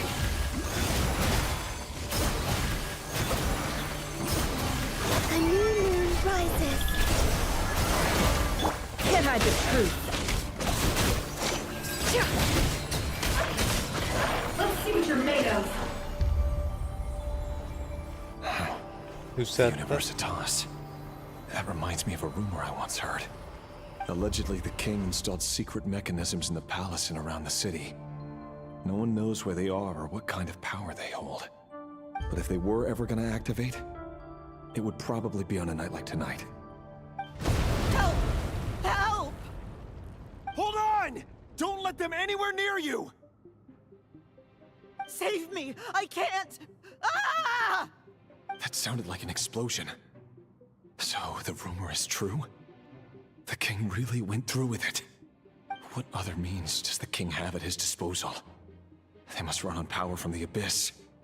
And given it's a major center of Abyss research, anyone over at the Universitas will be in grave danger. I have to hurry!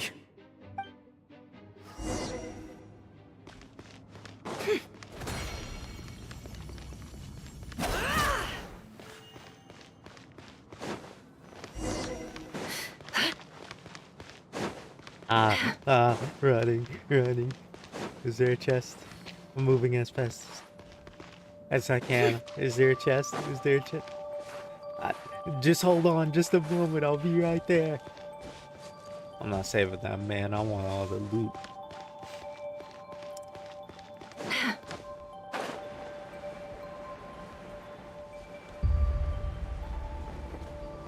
Okay. Illusion shattered!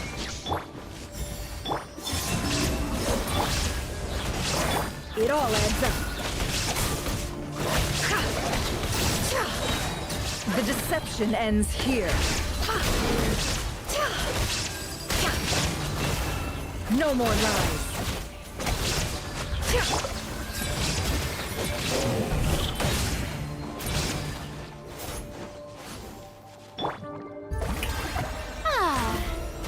There is no escape.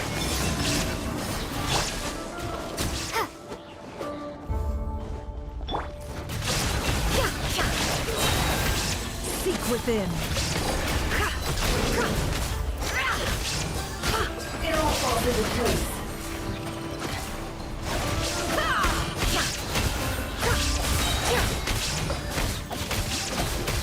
Surge, a moonlit night for all. Shine down.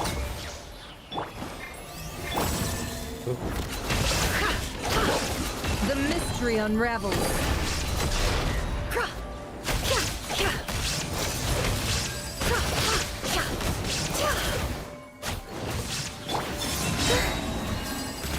Illusion shattered. It all adds up. Not having Nefer here. Really. No more lies. Really makes this easier.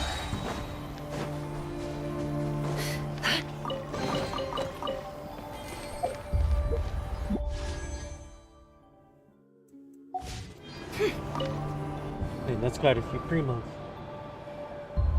Monsters at the Universitas Magistrorum? Why now? Oh no, they're coming. It's no use. The table won't hold out much longer. The weapons. Where are the weapons? Of course. All the lab equipment was upgraded after the inspection last week, but the new weapons haven't been allocated yet. I'm done for. Is anyone there? I need help! Ah!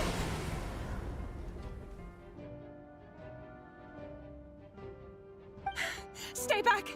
Please stay back! Please!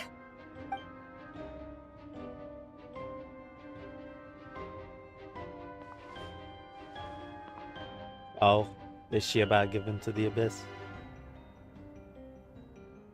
Is she gonna be the first one?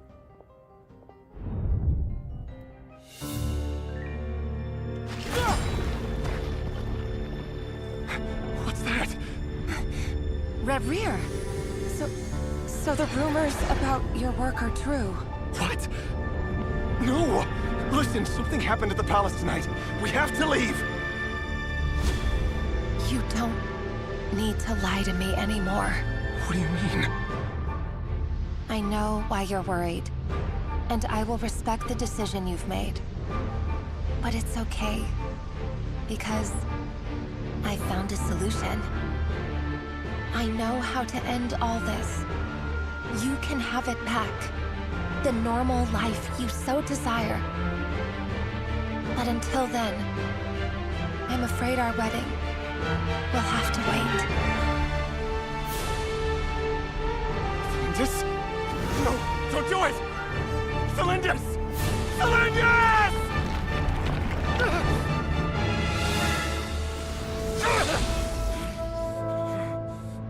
I told you, Reverie. Let her go. You will find someone better.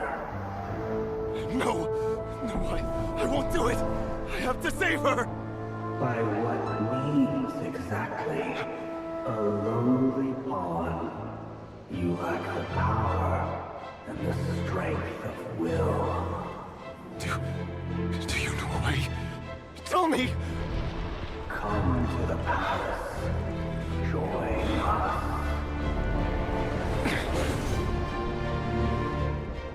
Oh, okay, so is this where they all became... Reverie, thank goodness we... Step forth and take your share. You made it. Not you too.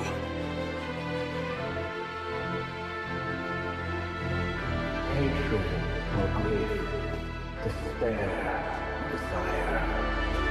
We all have our own.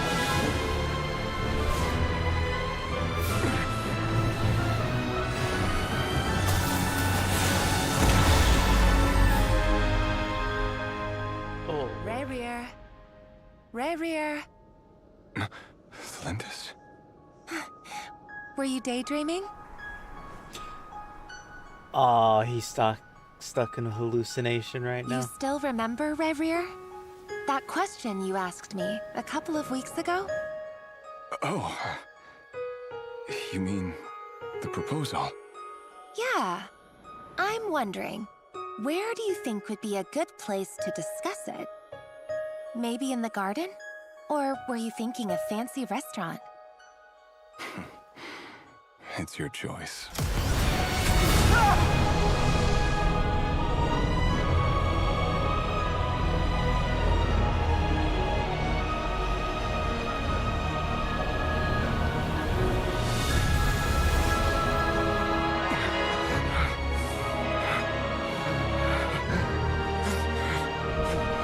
Oh, okay, yeah, this is where he became.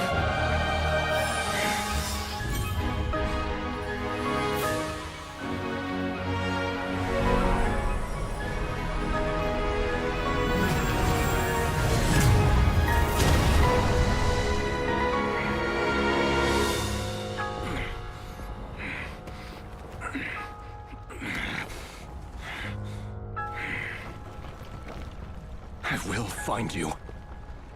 And then, you can give me your answer.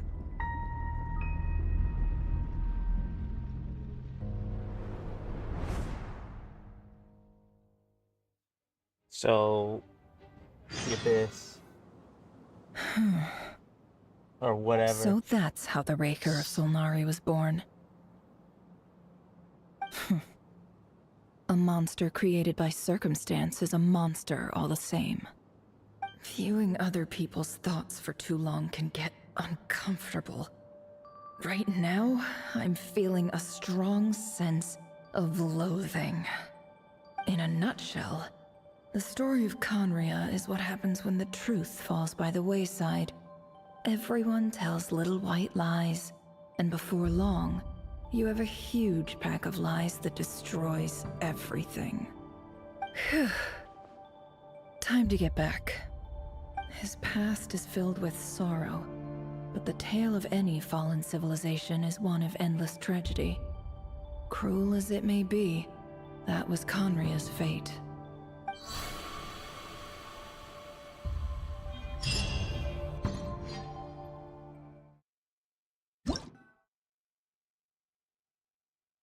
Oh my gosh, it's 4.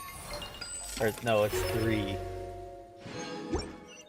But like, apparently it's an hour early because of daylight savings, I think. Everyone, I'm back. Can I get a standing ovation?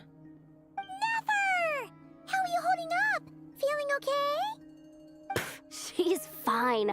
Boss is a pro. Yes, I'm fine. You will have seen the events of Rerir's life through my thoughts. It's now clear that he is just a regular nobody, driven by personal tragedy, as he said himself. I mostly agree. There's only so much we can know about him from his memories alone, but they did give us a clear glimpse into his life in Conria. However, I would not consider Rerir to be a nobody. He was deeply involved in the events of that era. Yet, when the catastrophe of a generation strikes, nobody is safe. I gotta go do something. Sounds to me like you're speaking in riddles again. Is this you urging me not to abandon the people of Nodcry in their hour of need? That's not what I meant. Although I do hope you choose to remain a part of the plan. My trash cans Without are safe. you, the mission ahead will be all but impossible. Then try to remember that I respond better to the carrot than the stick. And I don't appreciate being bossed around. Now, as for you, Missy, you were excellent. You stuck to the rules of the ceremony and kept your mouth shut the entire time. Bravo. Cool. So, can you fill me in on the deets now? Most of what I saw went right over my head. Patience. You'll hear the whole story, don't you worry. But let's meet up with the others first. It will save me narrating it twice. Yehoda? Yes, boss! Let me get that door for ya. That's more like it. For a moment there, I was worried you'd forgotten about the first clause of your employment contract. Oh, it's up now? Okay, so that's like two things I need to do. Forgive my curiosity, but this. What does the first clause say? It says I gotta do the annoying stuff that boss is too lazy to do for herself. Like opening the door, pouring the tea, yada yada. If there's still more after this, even if it's something is in the short, contract, I'm it's gonna go because do she something willingly real quick. agreed to it. Rest assured that the curatorium abides by the very strictest of labor policies. You don't seriously think I'm cruel enough to treat her like my slave? Yes. In any case, I've hardly shied away from my share of the work today. Hope I don't catch Flintz and Varka lounging about in their chairs, enjoying a leisurely cup of tea. There's nothing I dislike more than other people enjoying themselves while I'm hard at work. Okay. Okay. Before we continue, I'm gonna go do something real quick, so be right back.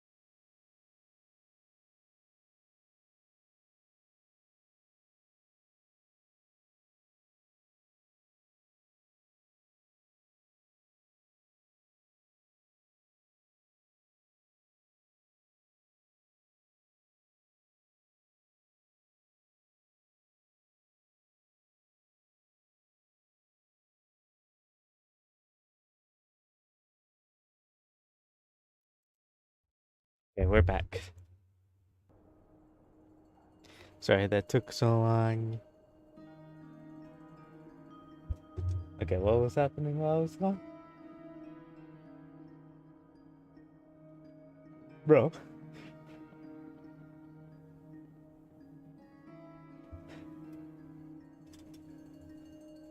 What's the clapping? You trying to rush me?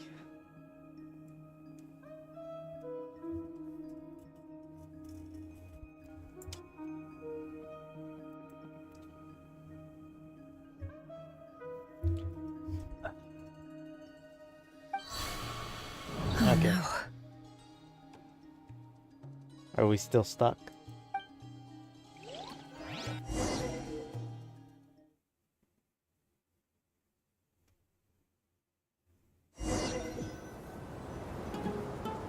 Sorry to disturb you, but we seem to have run into some trouble.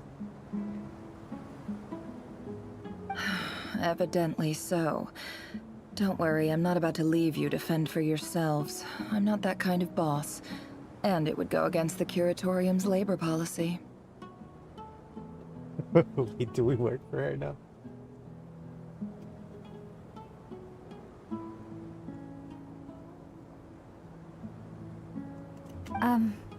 I'm sorry.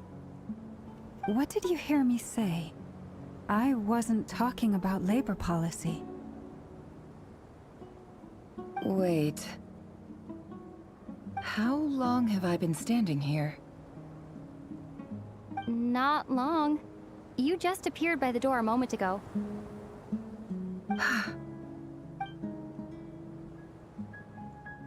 Boss, what's wrong? You look like you've seen a ghost. We've been tricked. We never left at all. Somehow I hallucinated that whole scene back inside the office. Hallucinated? But how? How indeed. This place should heed my will alone. All thoughts and actions that occur in here are just a result of pawns moving across the chessboard in a carefully calculated manner. And nobody has access to this chess set but me. Unless you found out you were digging in his memories. So you control everything in here? More or less. But yes, it's a special technique of mine. Has anything like this ever happened before? Only once. It was the first time I used the chess set. Is there any similarity between what happened then and what's happening now? I suppose my thoughts are a little turbulent, which was also the case my first time. Is there anything I can do to help? The first clause of your contract clearly states that I only need your help with things that I'm too lazy to do myself. Meaning, you're not feeling lazy right now? Meaning, this is not something Yehoda can help with. The chess set is a personal treasure that I alone understand. I must be the one to find our way out of here. Boss, it's fine. Really. Let me do something useful. Oh, listen to you. Whatever would I do without you, Yehoda? What? Really? Yes, really.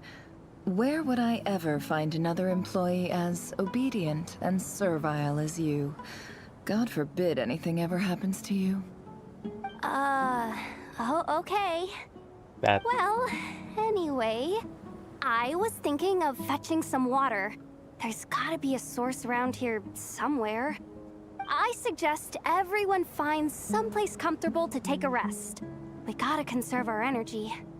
Even though all this chess malarkey doesn't exist in a physical sense, mentally speaking, it's all real. And so is our tiredness and fatigue. You don't want to dismiss mental fatigue. Just because it isn't physical doesn't mean it's any less serious. But anyway, I got your backs, so don't worry about a thing. Don't I have the best employees? Jealous much? If we can find a suitable time, I'd love to borrow Yehoda for a day to help out at the Frostmoon Scions. Would you be amenable to that, Boss Nefer? Boss, that was crazy. Oh, Lauma. Have I ever told you just how pretty you are? Beauty runs from the tips of your antlers to the depths of your imagination. Time to rally, everyone. Follow me. Why is she flirting with the llama? As we continue our journey, the same rules will apply. That means stay focused and no talking no matter what we encounter. And don't disturb the chess pieces. You have my word that I will get us all out of here.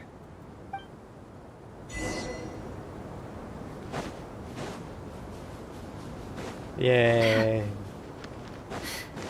It all adds up.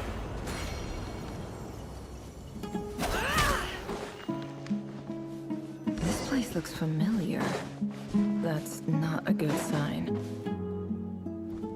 Is this I Connor? wasn't expecting visitors at this hour. Wait, is that? Oh, it's him. There you are. Sinue's been looking for you all day. I think he has some news for you. Oh yeah? What were you doing just now, Uncle Retinue? Hiding away some more loose change?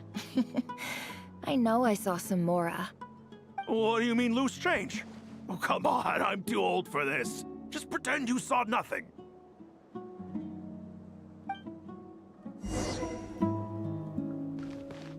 It's her childhood. Never, what have you done to us? Hey, kid. Mind telling me what Sinuhe's been up to recently? I'm trying to get in his good books and I need a way in. Get in his good books? Why? What do you want with my dad, Uncle Apepi? I've written a new song. I was hoping to showcase it at the next festival, but I'll need his approval. A new song, huh? I'd love to stay and listen, but unfortunately, Uncle Retinue says my dad's looking for me. Well, there's plenty of time and I'm not going anywhere. See that pile of stones? I'll be sitting there warming up my vocal cords. Come find me when you're done. Pile of stones. Got it.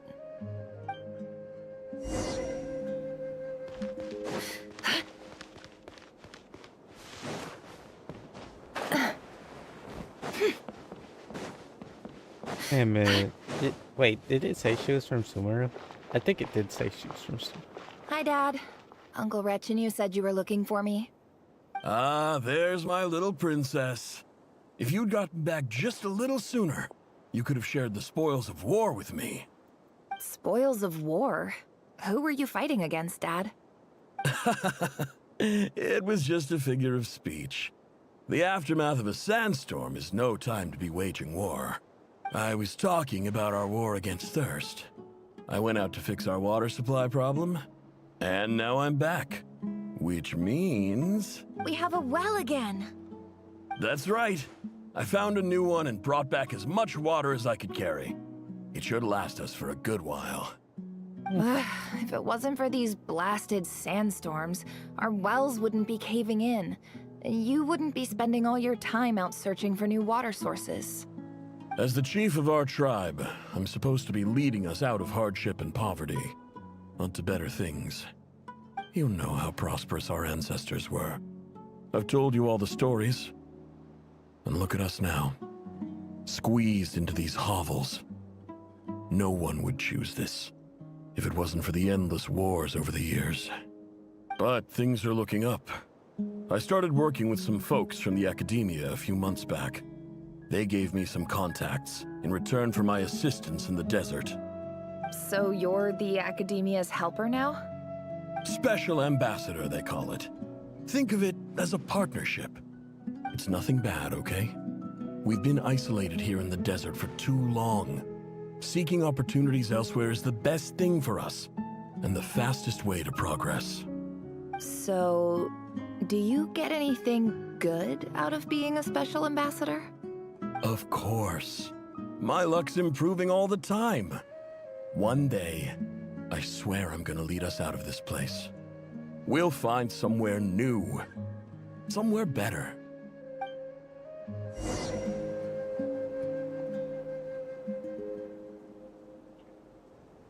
Okay. Okay, I do not go in there. Oh, okay.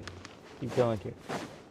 Just keep running, just keep running, just keep running.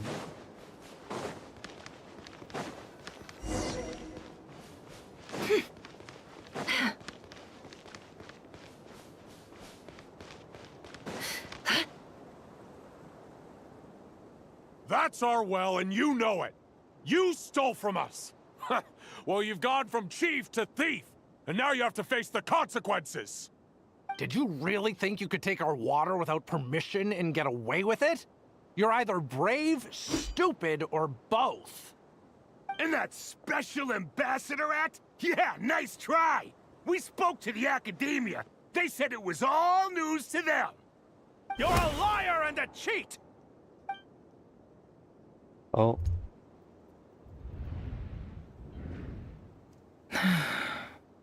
I heard Yehuda gasp, but I don't blame her.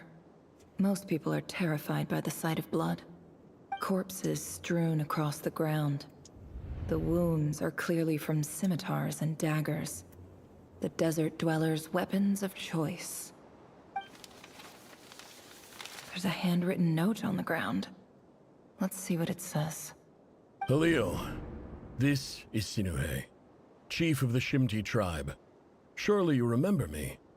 I was the one who helped you and your colleagues avoid the quicksand in the desert. This is my second time writing to you.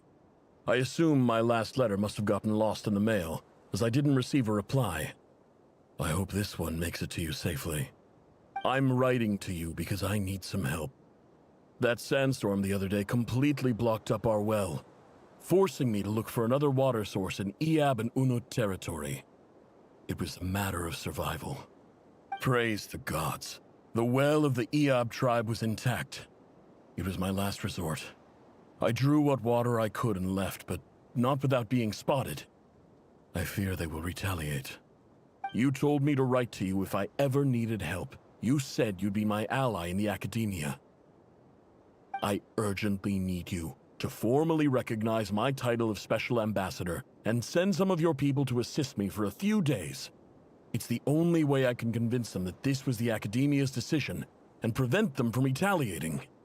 This is an emergency. Please send help as soon as possible. Looks like this letter never got sent.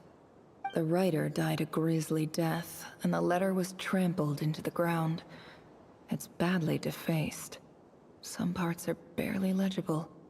What a ridiculous lie the surviving Shimti tell. Their whole village was butchered over a sip of water.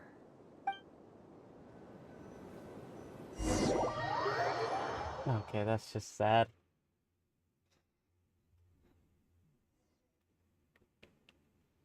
Ah, officer. Welcome. Welcome to our humble village. I thought you would at least have the courtesy to provide some respectable libations. This is the finest wine Aru village has to offer. I promise.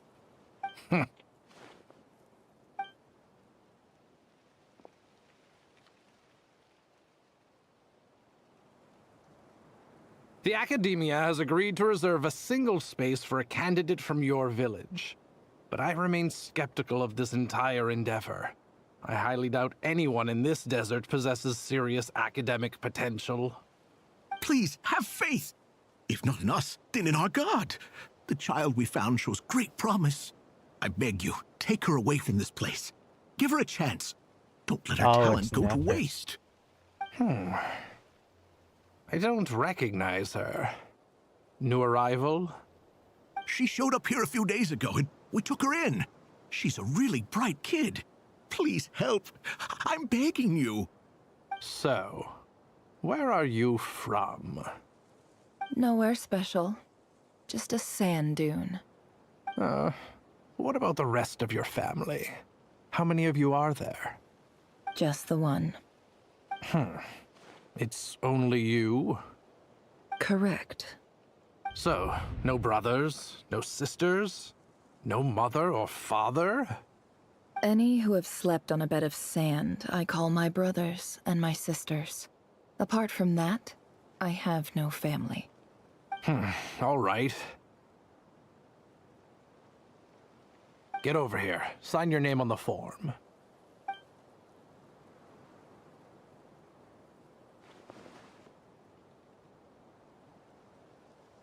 Never? You're rather fair-skinned for a desert dweller.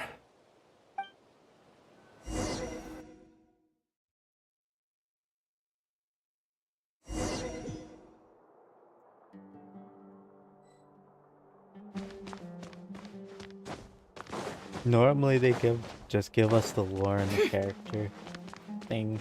So I guess that must mean Nefer is really important for the kid. I mean, she already was, but normally they Nefer, don't this just term's call- assignments have been issued already. Please read through the materials thoroughly, conduct your own additional research, and then write an essay on the topic. Yes, Professor, I'm aware. I just had a couple more questions I wanted to get your perspective on. Oh? Please, ask away. Well, I saw the other students' problem sheets, and I couldn't help but notice that my assignment is much easier than theirs. Do you really think I'm a weak student? A weak student? Goodness, no. Quite the opposite. You have a sharp mind. Almost too sharp. I think what you're saying is, a weak student wouldn't have noticed the discrepancy. And if they did, they certainly wouldn't complain about the lighter workload. You see, sharp as they come. You see things the way they are, and I'm sure you know why they're like that. Because of where I come from. Because I'm different. I'm sorry, Nefer. I don't like it any more than you do. It's just... Anyway, you said you had a couple of questions. What's the other one? I wanted to check. If someone sent me a letter to the academia, where do I go to collect it? Ah, your family wrote to you. As long as they put your name on the envelope, someone should hand it right to you. Not Hello, exactly. Stefan. It's not even a recent letter. I was just curious where the mail would end up if no one collects it. The House of Dana, I expect. I know there's a box for unclaimed mail somewhere in there, probably sitting on a shelf. Whatever you're looking for, that'd be the place to start. Okay, got it. Thank you, Professor. Oh, don't mention it. Honestly, I feel like I failed you. I'm supposed to be your teacher, but I haven't taught you anything. Hey, don't say that. You're a great teacher, and you do your best for all your students. But the rules are the rules. You're not allowed to teach students like me. It's not just the academia either. The whole world bends over backwards for the successful, and leaves the losers to suffer and die. Oh, my dear child. Don't tell me you've given up on life already. I haven't. I just think that if you want to make it in this world, you have to find a way to become successful.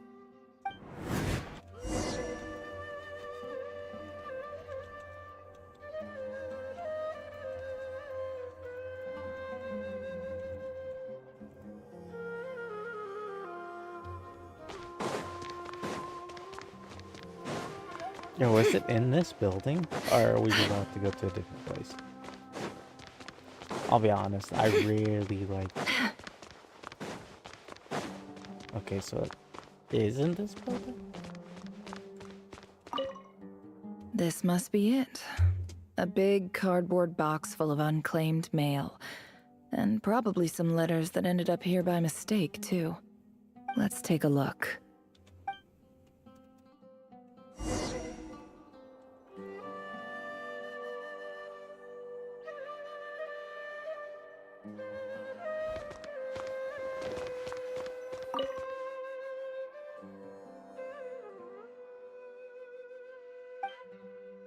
A dilapidation survey from Port Ormos. Looks like it's from a Corps of 30 representative. What a strange thought. A bunch of mercs losing sleep over rundown buildings. This one was never even opened. I guess the recipient didn't care what the Corps of 30 had to say about anything. Who was it addressed to? I don't recognize the name, but it must have been a Kasharawar professor.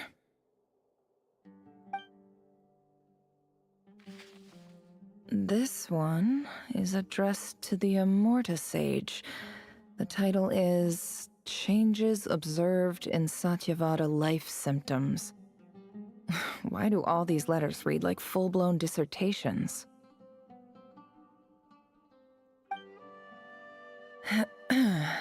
Guided by the incense, we became lost somewhere in the forest. All the barriers between levels of Don't worry, guys, I'm consciousness making you disappeared immersed. as our minds soared Yeah, just around is in reading it. circles, looking for a branch to seek refuge on. In clinical terms, these symptoms fit the description of incense poisoning. The Immorta Darshan strictly prohibits the use of hallucinogenic substances, but I believe there are still people getting away with it. For example, my neighbor who always breaks out into song and dance after using incense. This seems like something the academia would want to know about. Why wasn't it collected? Wait, what's this written on the back? The note says, the sender authored this letter while under the influence of mushrooms. I would send it back, but no return address was provided. Stamped by the Grand Conservator of the House of Dana.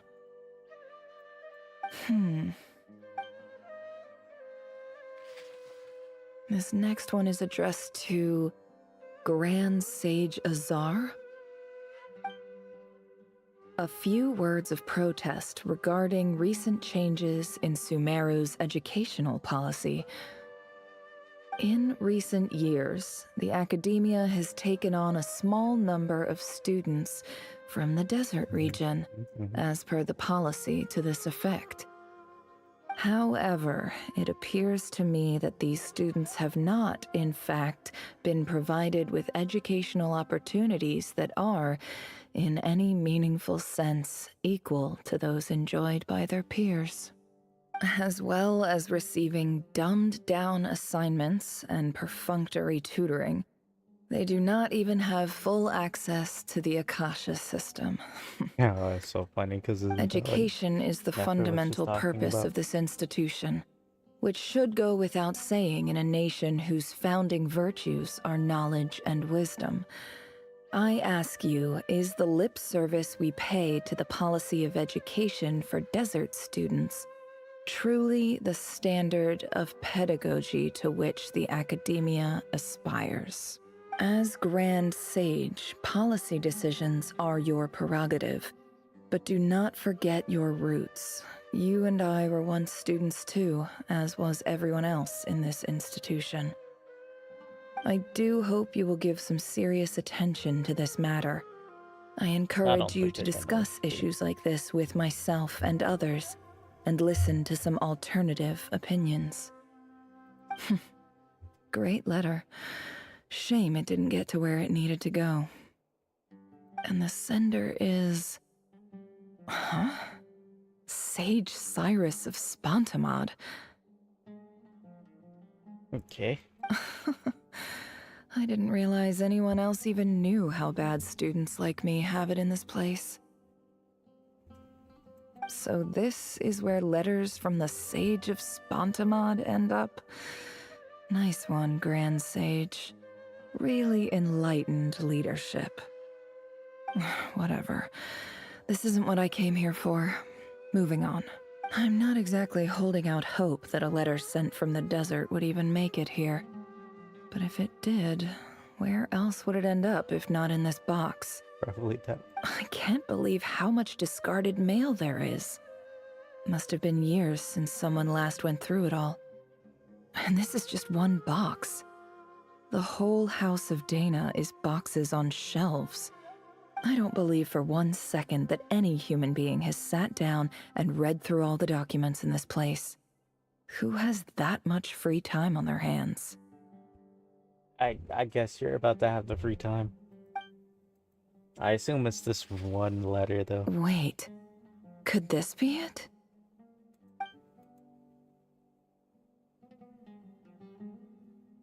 Yeah. Alrighty. Greetings, Halil. Okay. My name is Sinue, chief of the Shimti tribe. I was the one who came to you and your colleague's aid when you ran into trouble in the Great Red Sand.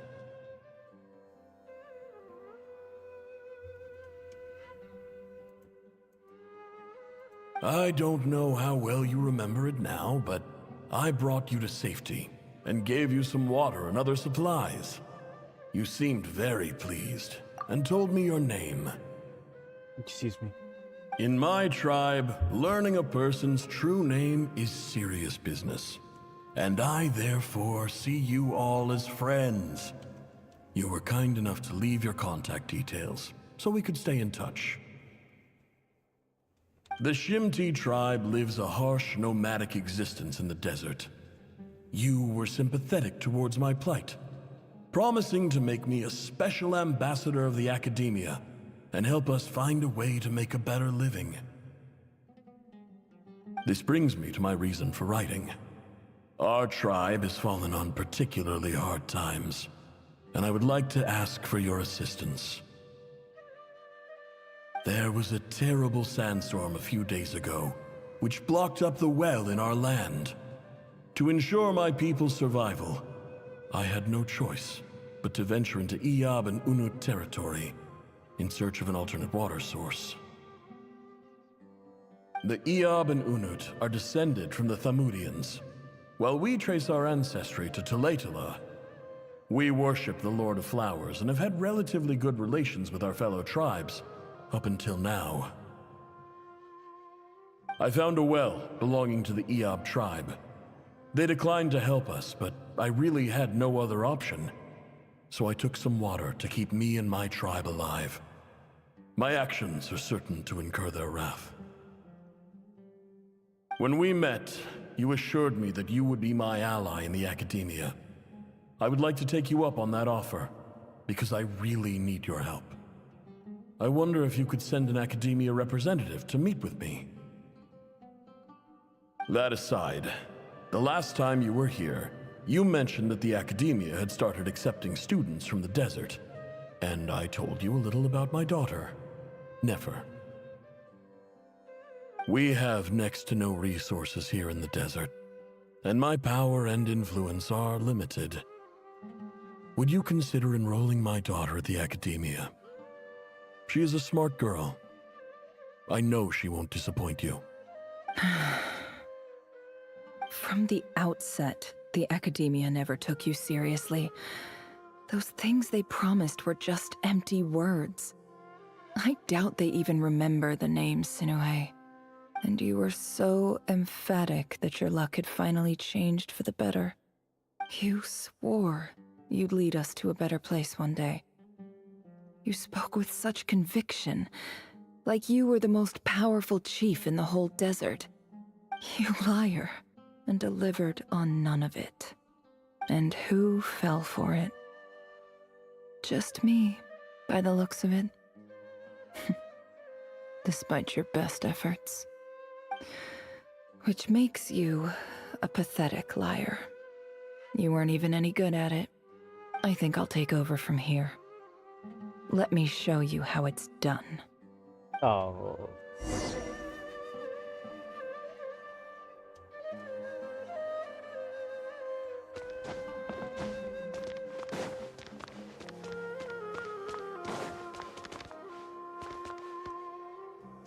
Bid farewell. Okay, so I assume we're getting close to the end of her little backstory.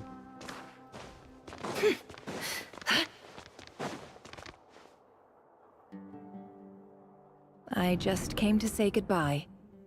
Thanks for everything you've done for me in my time here. Nefer? You packed your bags. Where are you going? I'm quitting. Something's come up in my hometown. Gonna head back and deal with it. Huh? But this was a hard-won opportunity for you. You know that better than I do. It was. But it doesn't matter. I have more important things to deal with, and they can't wait. Oh, and I didn't want to overfill my bags, so I left some incense on your desk.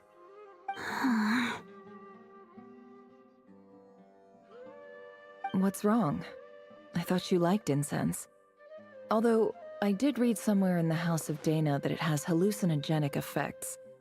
Don't use it all at once, all right? Isn't this the stuff you brought from your hometown? You're just letting me have it? But you said it's a rare and valuable commodity. Yeah, about that. I lied. It's not rare at all. There's this bunch of ruins near my hometown that are practically overgrown with this plant. It's not worth much. Keep it, it's fine. But never... All right, that's all from me. You take care.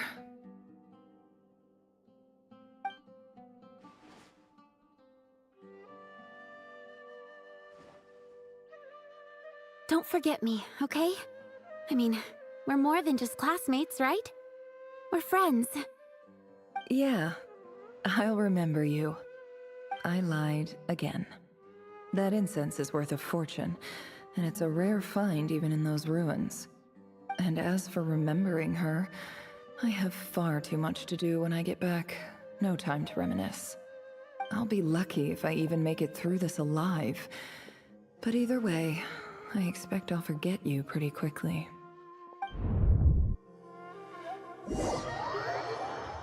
Dang. Her dad lied to her one too many times and she became one of the people who lies.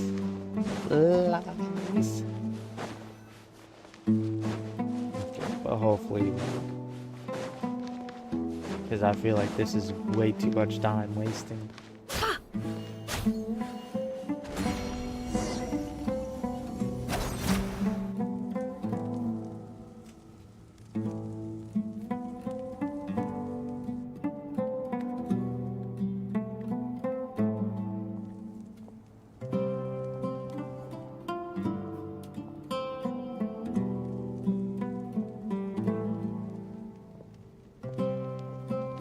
It's a pleasure to meet you, Mr. Arif. So, what does the Academia want? Since they've sent their special ambassador, I assume there's a big business deal to be made. If not, I'd be very disappointed. Please, sir, lower your blade. You're lucky I'm the one they sent. Not all special ambassadors share my admiration for the Iab people. The ever-shifting balance of power in the desert reduced the once great civilizations of this region to rubble and sand. But the story of the Iab has a very different trajectory. Others grew weak, but you grew strong, beginning in obscurity and moving to prosperity. You're the only ones who defied the trend. Huh. So, you do know who you're dealing with? This well is the perfect symbol of your strength, is it not? It used to belong to the Unut, but it looks like you have control over it now. You're not wrong. But I'm sure you didn't come all this way just to flatter us. Oh my gosh, now I need to hurry, because I came to bring you some very good news. Some information that recently came to light, which might just be your ticket to freedom. Records uncovered by the Vahumana Darshan show that a certain well currently under Iab control is built on top of some ancient ruins. These ruins are of great archaeological interest to the Academia. I checked the map carefully on my way over here, and I'm confident that this is the well in question. The Academia is offering 50 million mora in return for excavation rights. 50 million? No, wait. If these ruins are as important as you say, 50 million's a little low, don't you think? Don't get greedy, Iab. We know far more than you think. We know that you seized this well by force. Wasn't that the first step in your rise to power? To drive away the Unut and steal their water supply? So what if it was?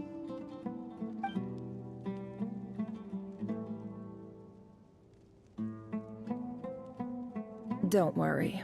As unscrupulous as it was, it's something we're willing to overlook. The Academia is only interested in dealing with the de facto power holders in the region. I hope I am making myself clear. And I hope your words are the truth. If I find out the Academia is trying to play me, I'll hunt down every one of your people and make you watch as I cut their heads off one by one. I assure you, Chief, that would not be in your long-term interests. You don't want to make an enemy of the Academia. You see how I'm dressed, don't you? I appreciate that you've never been to the rainforest, but surely even you recognize an ambassador's attire when you see it. And what does a barbarian like you have to lose anyway? You really think the Sumeru Academia would bother to come all this way just to lie to you? We have more important things to worry about. All right, I take your point. The Academia is the highest authority in the land. I'm sure you're trustworthy people. In that case, we have a deal. We will sell you the excavation rights. I'd like to thank you, Ambassador. This is good news indeed. Excellent news. In fact, it calls for a celebration. Would you do us the honor of staying a while and enjoying some Eab hospitality? Gladly. I am partial to wine myself, and I trust you are as well. So let's indulge in a few drinks together, in celebration of this momentous occasion.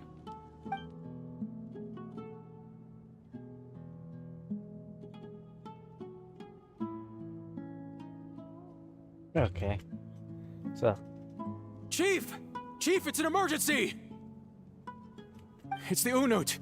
They've taken the well. What? Well, don't just stand there. Take it back. Yes, Chief. I have every confidence in the Eab's military superiority, and yet... What is it? The Unut's response was alarmingly fast. The day after we reach a deal, they seize the well. This can't be a coincidence. Perhaps there is a traitor in your midst. I don't think so. I am obliged to remind you, Chief, that the Academia will only deal with the de facto power holders. If you cannot regain control over the well, I'm afraid you won't see a single mora of that 50 million. No! Please, Ambassador, just give me some time. I swear the Unut will not get away with this. That well is ours, and so is the mora. I don't think Glad to he's gonna hear see it. the one. I will wait here for an update. If there is a traitor, I will find them. In the meantime, make yourself at home. I'll report back as soon as I have an update. Much obliged. Wow. All it took was a few words and I've got him wrapped around my finger. What an amazing feeling. So, in summary, Ambassador, the Academia would rather negotiate with our tribe instead of the Eab, yes? The Eab are ruthless murderers who don't listen to reason. And now they have the gall to interfere in our research projects in the desert region. So let me ask you, Chief. If you were the Academia, what would you do? Kill them all, of course. Precisely. The Academia does not tolerate those who stand in our way. The Eab have held back our academic pursuits for too long, and our patience is wearing thin. At the same time, there is simply no way that the Academia can be seen to be intervening in desert affairs. I'm sure you understand where I'm coming from. We have our own rules out here. If the rainforest dwellers raised arms against a desert tribe, you'd start a bloody war. Right. We can't confront them ourselves, but we can support their enemies. The Unut have always had strained relations with the Eab, which makes you Why is our she natural starting allies. the war? Natural allies. Weren't the Eab your allies once? You were quick to send them after us to protect your interests back when we stole that water. And now look at you. You're at each other's throats. Let me be clear. The Academia wishes to collaborate with the legally recognized rulers of the desert in this matter. We are asking for excavation rights to that well, and our offer is 50 million mora. Say no more. I believe we have an understanding. Good. Then I suggest you get to work. Get us access to that well, and the mora's yours. You see, Dad? Lying is easy when you know how. People will believe anything.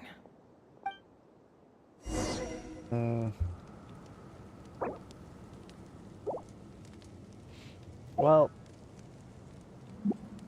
until then, I guess I don't know how far this story is gonna go, but I I I gotta get into Marvel Rivals because of Elsa Bloodstone. So that being said, I'll see you guys in like a few hours whenever me and Maxi get into our other stream. Bye, Emma.